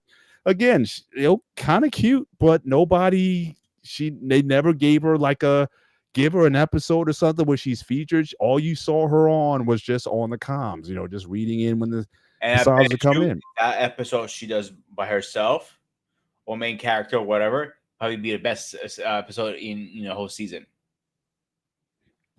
I don't know. I mean, but they definitely left you wanting more. But yeah, but always I've always been that kind of girl next door kind of, know what's going on with her. So Annie Potts in Ghostbusters, she was kind of like that. But in the movie, they made her have like a love interest with the guy who got turned to a ghost dog at one point, if I remember correctly. I was in the sequel. He's in the sequel, yeah. She had the hots for Egon in the first movie, and it was, I don't know why they did that. Yeah, because in the cartoon, please correct me if I'm wrong, Elf, she always had a hot for Egon in the whole cartoon series. Mm-hmm. Yeah, for the most part, yeah. But then I did it in part 2 movie where she got him love into with the guy who was turned into a ghoul, which is kind of like really downgrade from Egon to this dude who is, no offense, I can't call him a dweeb because the dweeb don't fit him, but he was one of those type of people in high school that you just look at him like, why are you trying to hold the party to get popular? You know you're not that popular.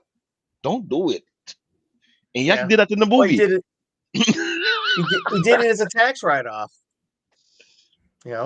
I know, but it was funny when he trying to feel like, yeah, but everyone was like, look at him like, okay. Get him and break it to him that you're not really that interesting. Yeah. So Elf, how many collectibles, since you said you were a big fan, so do you have a lot of collectibles from that time or that you've accumulated since No, the movie came out? I don't have anything, like I said, I don't have anything that survived. I've got stuff. I've got 2 Hasbro HasLab Proton packs. Mhm. Well, Damn. one's my daughter's, one's mine. And Can you still fit they're in it? complete. Huh? Can you still fit in a protein pack? Oh. I'm not gonna go get that thing. I asked if you still fit in it. I didn't say go get it. You don't fit in it.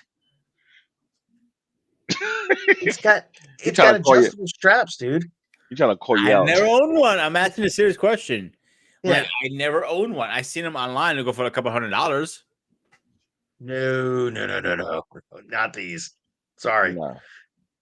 Probably about $500 a pack. And That's that's what I'm saying, cheap. one Wow. pack. Yeah. Like on Amazon was like $350. I think I saw last time. Yeah, for the spirits one. Give me a second. So I'll bring it up. Spirit Halloween has for the last since like 2017, 2018 has put out Ghostbuster Halloween stuff. I had a couple of their proton, or I still have them. They just sit there collecting dust. But a couple of proton packs. They're about 3/4 size. But it was in 2021.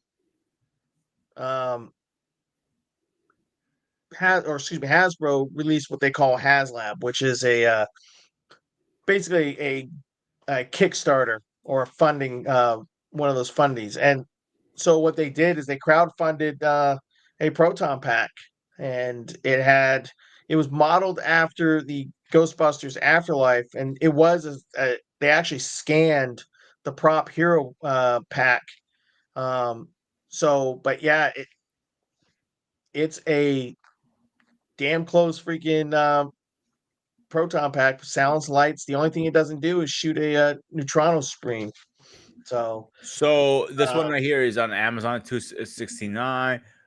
Spirit Halloween. You were right about that. Life size replica pack, official license, movie qualified, goes with a protein pack with LED lights and sound board. So for $269, that's still pretty deep if you think about it, dude. I mean, it is what it is. It just depends on how far and how crazy you want to get with it. No, dude, I seen people go crazy with this stuff. You know what I'm saying? Oh yeah, so have I. Yeah. To the point, they're part. They're different chapters of Ghostbusters, like New York chapter, Jersey chapter, and so on. Oh yeah, there's Ghostbuster groups all over the place. Mhm. And they do stuff like from parades and showings or going to a convention to when Afterlife and Frozen Empire came out, they would show up to the movie theaters to stand out front with their and they're people that they get the 59 hearse and convert it into not a hearse, excuse me, it was an ambulance. But anyways, convert it into an Ecto One, or they'll take their cars and convert them into Ecto One looking like Yeah, having full. Yeah, I've costume seen and one of everything. those. There's one near not too, but maybe about 5-10 minutes from my house. You pass by this place. They got this old school ambulance Mhm. in the driveway, and it looks like something they said they could have converted into a Ghostbusters Yeah. machine for sure. There was a whole documentary on Netflix. I think it was. I can't remember what it was. But when I realized how big and how deep this is, I'm like, holy shit! It was big time. Hello. Hey, North, what's going on, my man? How are Think you? about the 1984. Say that again, dude. Think about a 1984 Quid. I think it was what it really Sorry, truly comes down to is I was trying to yes, say. it all started in 1984, but it was definitely the real Ghostbusters cartoon that freaking and it and and people that are our age, that one grew up, now have disposable income and are passing that love for the franchise on to their kids. I've already done it. My daughter loves Ghostbusters. Wow. So moving ahead to I guess your daughter's generation. So obviously there was a movie that came out. What was it, a year ago? A couple years ago? The one with the 2 have women, come out. right? So what's her? Is Oh, she a fan? with the women. Yeah. No, I mean, it's all Don't get right. him started. She doesn't care. I'm just saying, just like, but is your daughter, is she into those films as much as you say you've been trying to pass on the Yeah. love of the franchise, but has she embraced the newer movies as well as the older ones? No, she likes Afterlife. We both saw. I took her to go see Frozen Empire a little over a year ago, and then the next weekend we went to go see Godzilla versus King Kong, that sequel, and we both walked out and said that unfortunately, and I'm wearing a Ghostbusters regalia. We said that Godzilla versus Kong was much better than Frozen Empire. Mm. So I mean, but we'll sit and watch, the movies, the cartoons, you know. So, but yeah, I mean, and and what helps is, it's something that you can dress up as Halloween. You can, it doesn't take much. When I was a kid, I took a flashlight, a couple cardboard boxes, some rope, and some overalls, and yeah, I was a Ghostbuster for Halloween. No, he's But not this the question Michelin right here. Man. But I He's Marshmallow. can see the inspiration though. Oh yes, absolutely. But yeah. Um Now Pete, do you want to talk about your favorite movie? Oh, don't you go there. Don't you go there, little fucker. I mean, your favorite movie. You said, I remember on Pop Culture World, you cannot believe they made this movie. You were going to die in the theaters at how good it was. No, I never said it was that good. I said it's passable, but I never said it was good. It would the biggest thing that irks me is how they try to essentially reboot it instead of keeping it in the same universe as the first two movies. But that movie, though it's It's not not the same that universe, is bad, it? and it's a separate universe. Yes, it is. Okay, thank Because God. even though everybody except for Harold Ramis makes a cameo in it, they're playing different characters. So, and obviously by that point, Harold Ramis had passed away. But the reason was the third Ghostbusters movie. A third Ghostbusters film had been in various stages of development following Ghostbusters 2, but because Mhm. Bill Murray refused to commit to the project, and then the death Always. of Harold Ramis in 2014, Sony decided to reboot instead.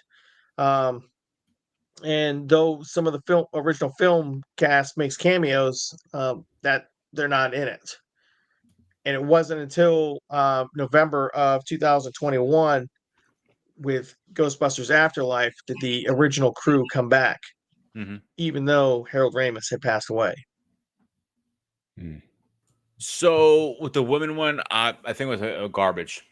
I wanted to put it in a fire, grab gasoline, and infernalize the living fucking shit out of that movie to the point it never existed in anybody's memory ever again.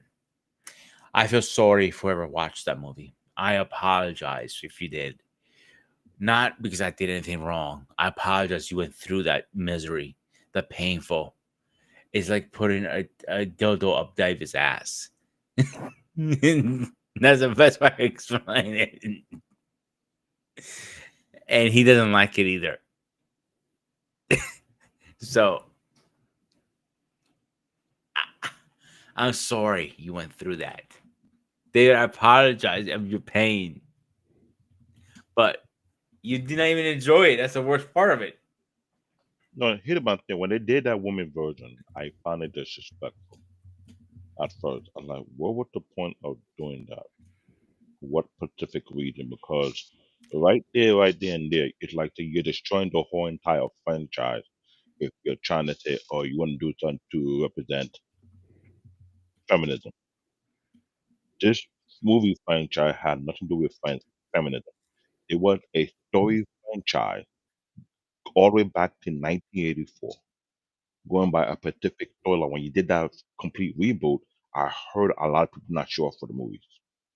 A huge, a lot. I'm talking about one of the real OG followers did not show up. There's mostly a couple of women who want to say, yeah, yeah, yeah. And in the box office, I heard it flopped. Tell me if I'm wrong. No, it didn't do as well. I think it was the worst Ghostbuster movie ever created, is it? It's not that it was the worst. I Here think was the it is. problem. Not that it was the worst. It was showing a level of being out of touch. You're taking a franchise that created a cultural phenomenon from 1984, which was one of the biggest hits of all time. Hmm. And you, at that time, you said, let's do a reboot and go put all females. You're not paying attention the huge fan base that icon created. So it's like telling everybody who grew up watching from 1984, 1989, watch the cartoon, you give everybody the middle finger, you go do something completely different and think that you will make money off it. Because I say this on our show, an anime show.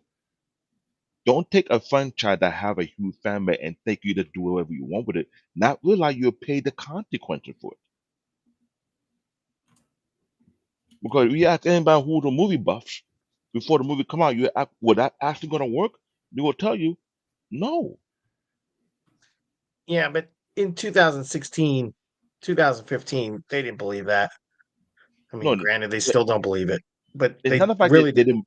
It's not the fact they didn't believe that. They were making that. They were making it. They were making it look like it's the fan base is stupid. That's the part. When people want to do things completely different and they assume, that's called assumption. Because unless you grew up in 1984, 1985, all the way to 1989, and know how much of an impact the Ghostbusters franchise had heavily in New York City. Because the first theme song for the first movie was pop culture.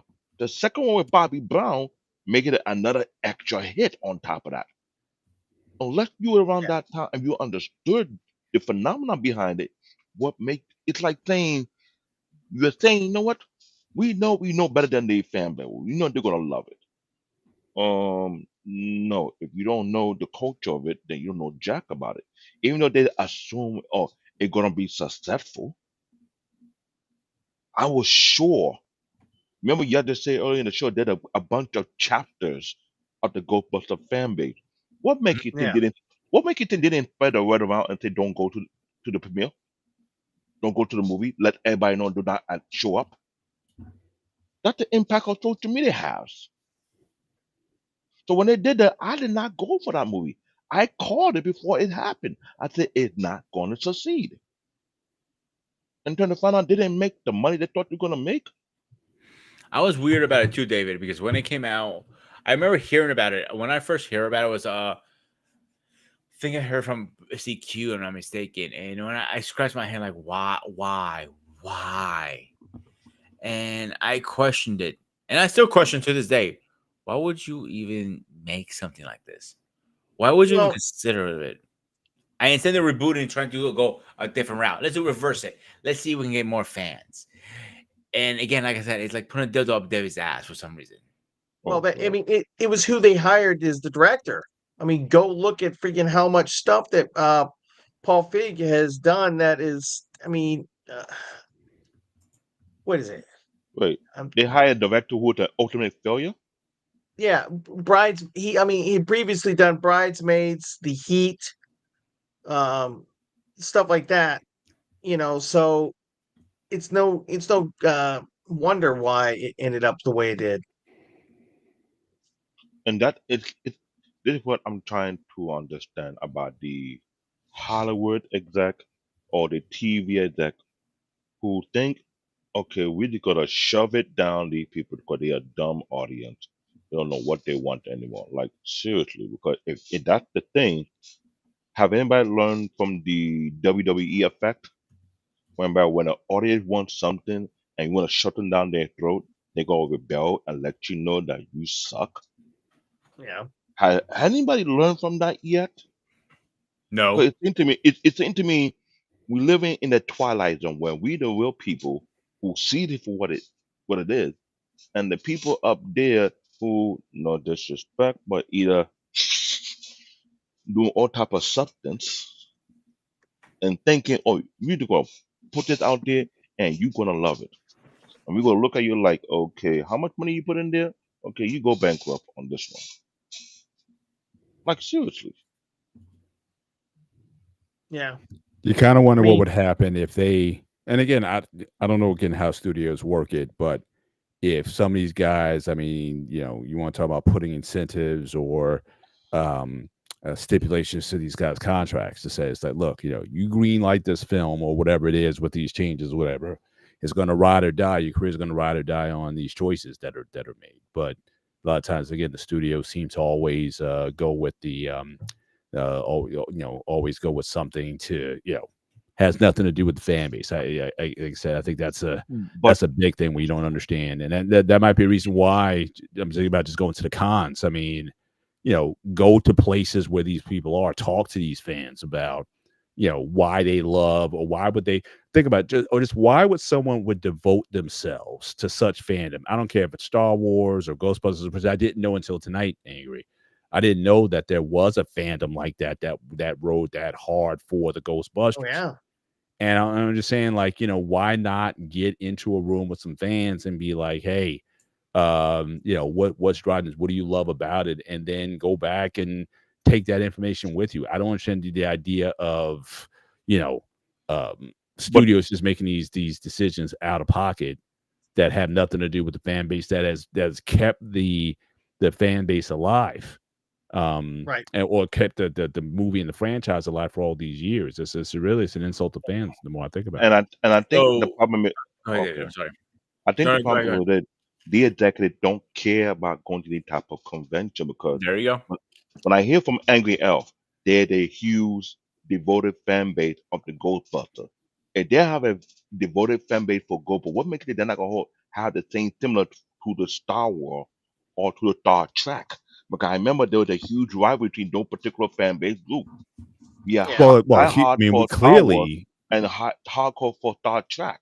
So it would not be too obvious. It would not be too hard to know that the eighth one for the Ghost because the Ghostbuster was number one in 1984. In a year where you have all the best movies coming out back to back to back to back to back. So it's hard not to think it's not possible. So we have three cultural icons in the United States. You have the Ghostbusters fan base based behind that franchise. You have the Star Wars fan base in that. Then you have the Star Trek fan base.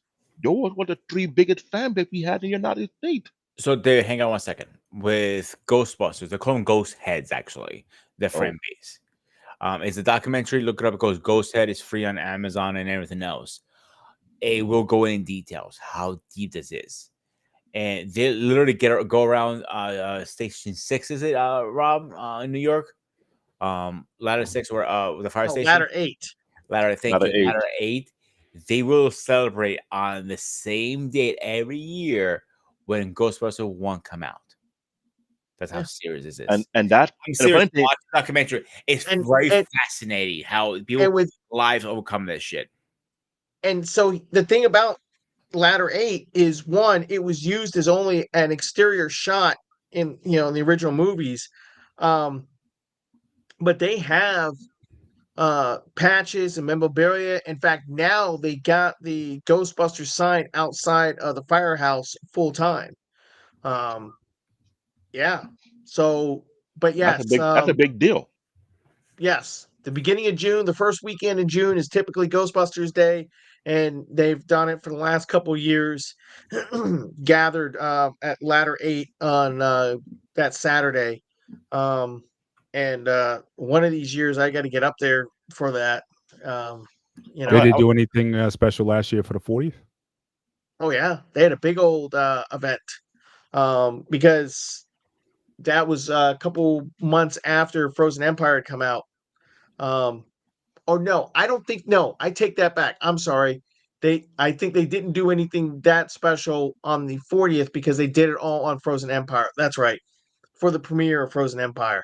Mhm. But yes, in fact there are people there's a guy that lives in New Jersey. I think it's called Ghostbuster Tours. Yeah, Ghostbusters Tours.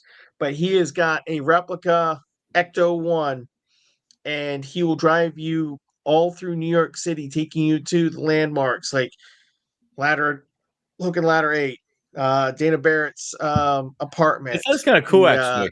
It sounds kind of yeah, cool, actually. The Wait, you New turn the York, lights on New too York in City. sirens? No, and actually, that's illegal.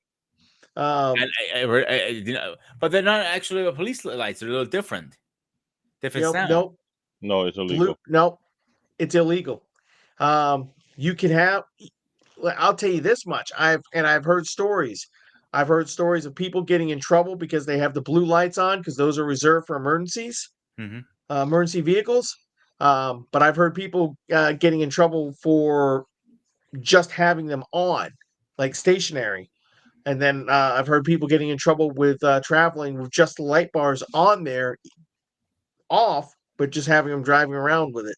So it's one of those hit or Gray miss. areas. So, but I mean, Ghostbusters, it's still going strong. I mean, they've had 3 HasLabs.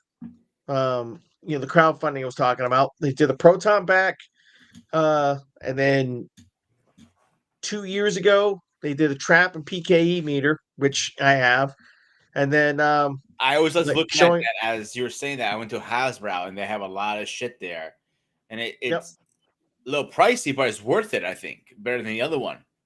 Right. Oh yeah, absolutely. I mean, my proton pack has got, like I said, lights and sounds. It vibrates. It weighs about 35 pounds. The only thing it doesn't do is it doesn't shoot a proton stream. And I've got like I said, traps and PK meters, and I'll have a few So Ecto ones. I literally just put in the chat the Ghost Hits documentary on Amazon is free to watch if anybody's interested, and I put it in the back chat for us too, actually. So I know you probably seen it, Rob. I assume by now. Like, So Rob, I got to ask you, favorite line from the movie. Let's say just take Ghostbusters 1. Favorite line from the film.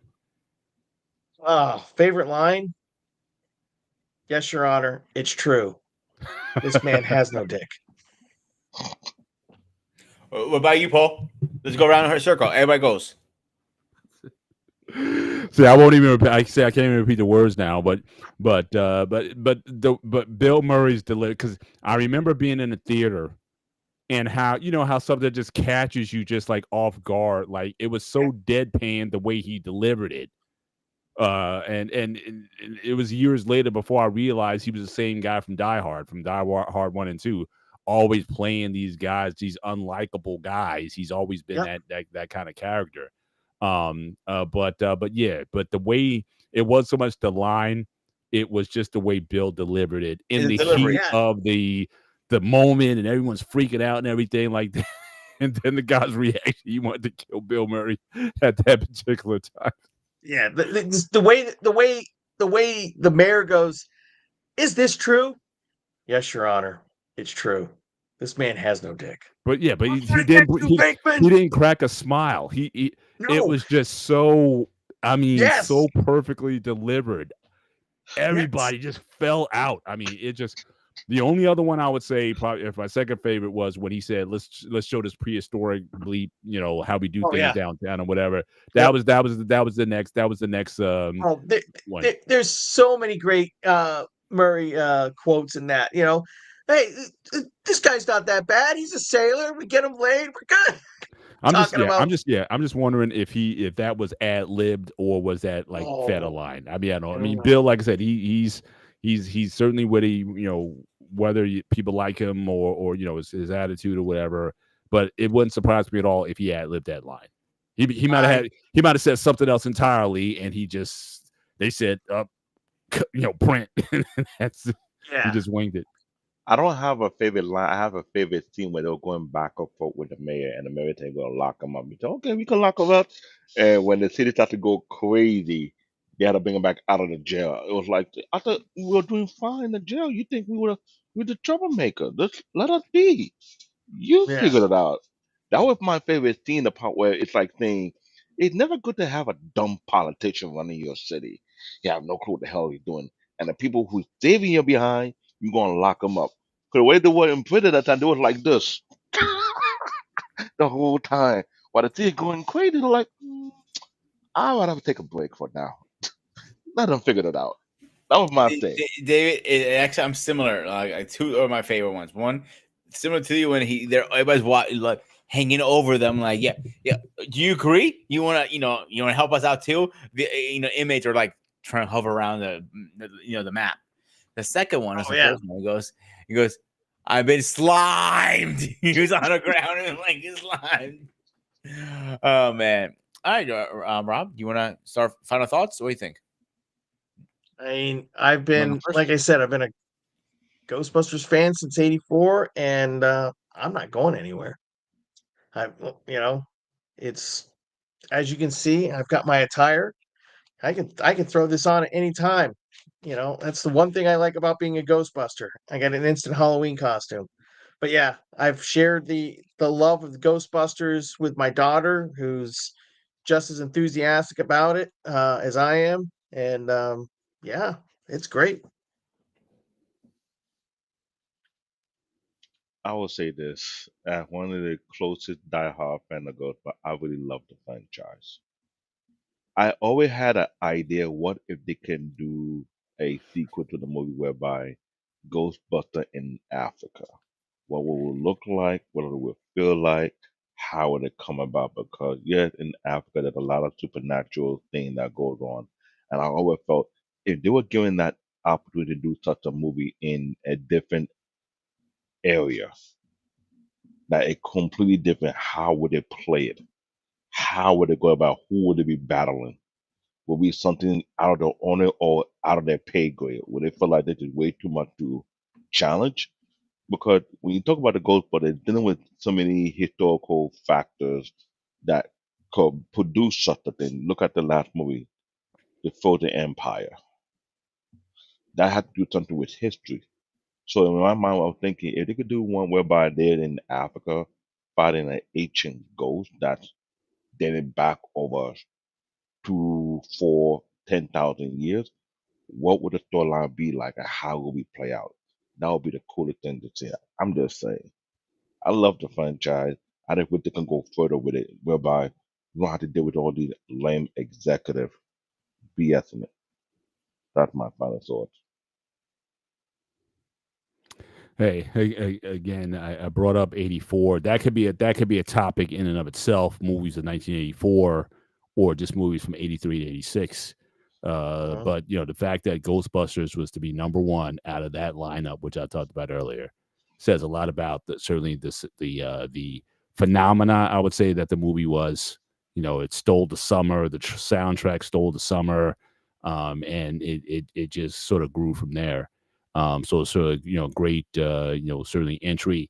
Again, sequels not as good, and again, I think as I said earlier, for a lot of those actors like Bill Murray and whatnot, I don't think they were ever bigger than they were when they did that particular film.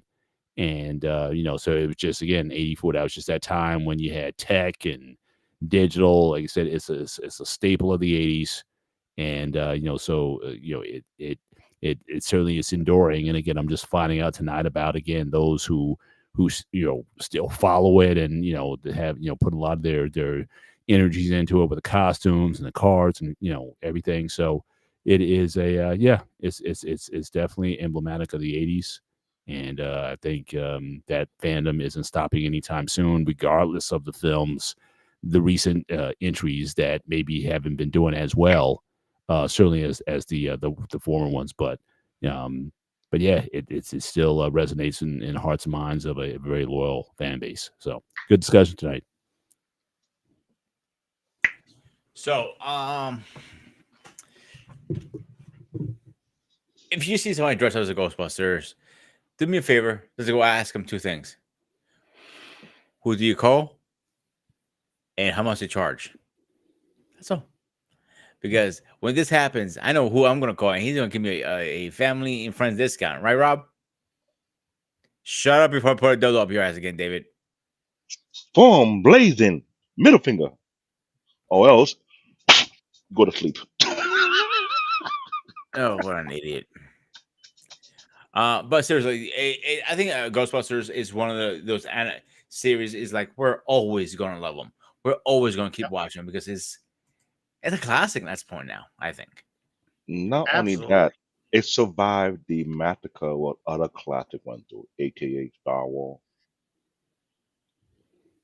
Um, Remember, remember, no, well, I'm saying that Ghostbusters survive after that one movie flop compared to what Star Wars had to go through, and it was being destroyed on multiple levels. The Ghostbusters franchise survived. Yeah, but that's because it survived because when they decided to go back to it, um, they brought back the right people. Um, Bingo. Ghost Corps, the subsection of Sony that handles Ghostbusters, they went and got Jason Reitman, Ivan Reitman's son, and he wrote and directed the Afterlife, and then he produced Frozen Empire. But I mean, he's had direct involvement. I mean, shoot, Ghostbusters Day earlier this month, he was there in costume, um, doing basically leading the whole event. Um, so yeah, they've got people in there that care. Yeah, sure, the last movie wasn't that great, but it wasn't as bad. I mean, as it could be. So At least they it got was people that some. care. It was something. It's not like the one they did where everybody was like, "What the hell?" It's only one time they did that. Compared to Star Wars, it was multiple attempt of sabotage. Well, that's because Sony realized what was going on, and they had a franchise, and they had a franchise that people cared about, both at Sony, Ghost Core, and the fandom. So, They recognize and it and they make amend of it. yeah, and the only problem that they have is they won't let go of but then again, everybody, loves the original cast. I mean, those gentlemen are Iconic. late 70s, early 80s. Um, I mean, iconic, no doubt, but you know, how many more movies? I really do think you're not going to see Bill Murray come back if they do a third sequel. And Dan Aykroyd, I doubt it. Ernie Hudson probably will, but yeah. So I think the last I one was pretty bad, to be honest with you, Paul. I mean, Angry Elf. I'm sorry. I Was was one Ice Age, Ice, whatever it was called. Frozen for the Empire. Empire. Yeah, I wasn't a fan of it. I mean, again, but the fandom continues. For instance, uh, there. I mean, all the toys and all that stuff still sell. You stuff sells out pretty quick. You very rarely see anything linger. But So here, but here the issue concerning the Ghostbusters franchise. There wasn't not much continuity in between because there was too much gap in between at one point. You gotta look at it in that part. That's one. I don't think the last movie was bad at all. But if you were to continue the franchise, it's more like it'd be more like passing the torch. well, that's yeah. They haven't really done that because if the first movie that was it and the original cast didn't come back for the second movie, then you would have definitely said the torch was passed. But when they're all sitting there in the final battle, busting, that's not passing the torch. You don't need a And trilogy to pass the torch. I totally agree with you, but also you fall down to the people who wrote the screen, who wrote the Yeah. road, because we talked about it several times. If you want to continue the franchise, there had to be some part along the line. Either you pass the torch or someone take up the mantle. Either the two have to happen. But it And had that's to very be. hard when it comes to stuff like that sometimes. It's very I hard. know, I know it's hard, but it all go down into writing. Who have the creativity to create a perfect script whereby you maintain the franchise the way it's supposed to be.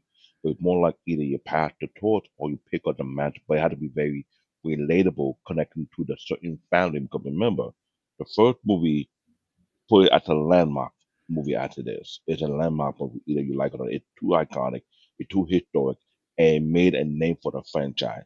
Second of all, the character are considered to be historical because one, you can't just bring any character into the franchise who is not related to the main four characters. That's one. It's not going to work. Two, there has to be of a certain study behind it. Remember, those three characters came from one iconic university, Columbia University. That made Columbia really very iconic itself. Because of that Yep. movie, Columbia University became a naysay in New York City. Mm-hmm. All right, guys, let's go over a quick schedule update. So tomorrow will be, what was it? Okay, so should kids be taught to respect elders no matter what on the career? Me and Paul will be going over that. Oh boy, good luck with that one. No good luck. We're going to do it like we always do. I know. I just say good luck because the generation we're in right now, so many kids are off the wire. Mm. So, and we're off on Monday, but we'll be back on Tuesday with the Spartan Arena. The quest of meaning of exploring the purpose of life. That should be an interesting conversation. David, you're up. What you want to talk about your show? Oh, yeah, okay, hold on. Let me check my schedule. What's the name? What's the show we're doing this Wednesday? The title? Bing Star Dog.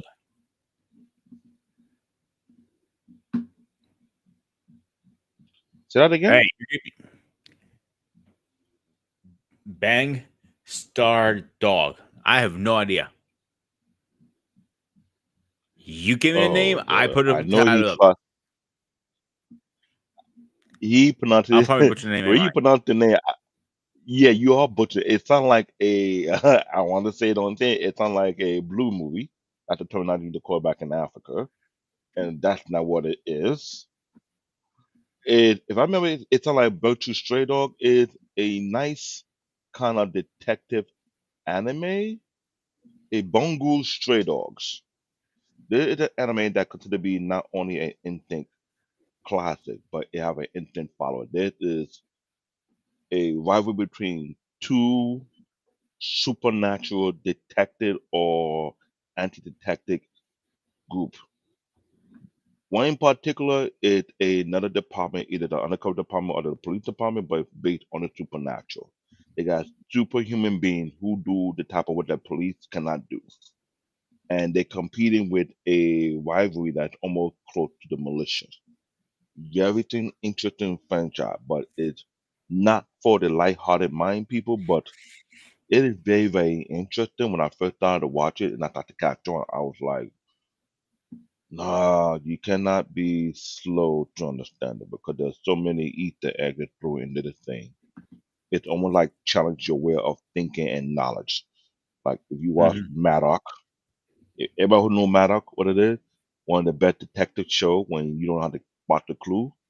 They took that, inject so much steroid to that type of mindset and made it much deeper than what it is. If you can't pick up the clue, it's hard for you to follow it.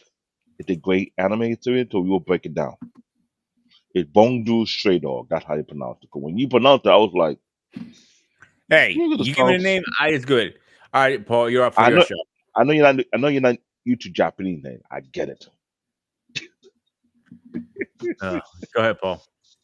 Actually, I'm sorry, I had to look it up. When we say it, you got it. Just give me a second here. Decision making, why we choose what we choose. Yes, decision making, definitely for sure. Yep. All right. Yep. So, and we'll be back Saturday with oh man, this is gonna be an interesting one. Dark Waters Adventures. That is an old cartoon that I grew up on. David probably grew up on it. Elf, did you grow up on that? Dark Waters? I mean, I've seen it. I I didn't didn't grow watch up on too it. much. Never saw it. Do your homework, gentlemen. Do your homework. That's all I'm going to say right now. Except that, Rob, Elf, Yeah. anything else you want to say before we go? You know who to call. Ghostbusters. Mm-hmm. Dodo boy down there. Do you want to say anything else before we go? My name is not Ditto Boy. My name is Bear Paw, Black, David, or Congo the Mist. Choose one. You don't do Ditto in Africa, okay? I guess that's a no. Mr. President, last. Louder. All right. All right, guys. Again, this was a Spartan Institute Network. I am Ghost Aspar. He is Angry Elf. He is Dodo Boy. And this is Mr. Bennett. As always, Bear stay Paw, safe, ain't no Dodo stay Boy. safe. Can I finish? Can I close my intro, please, before I got interrupted again? Stay fresh, stay safe, and I'll see you guys on the next one.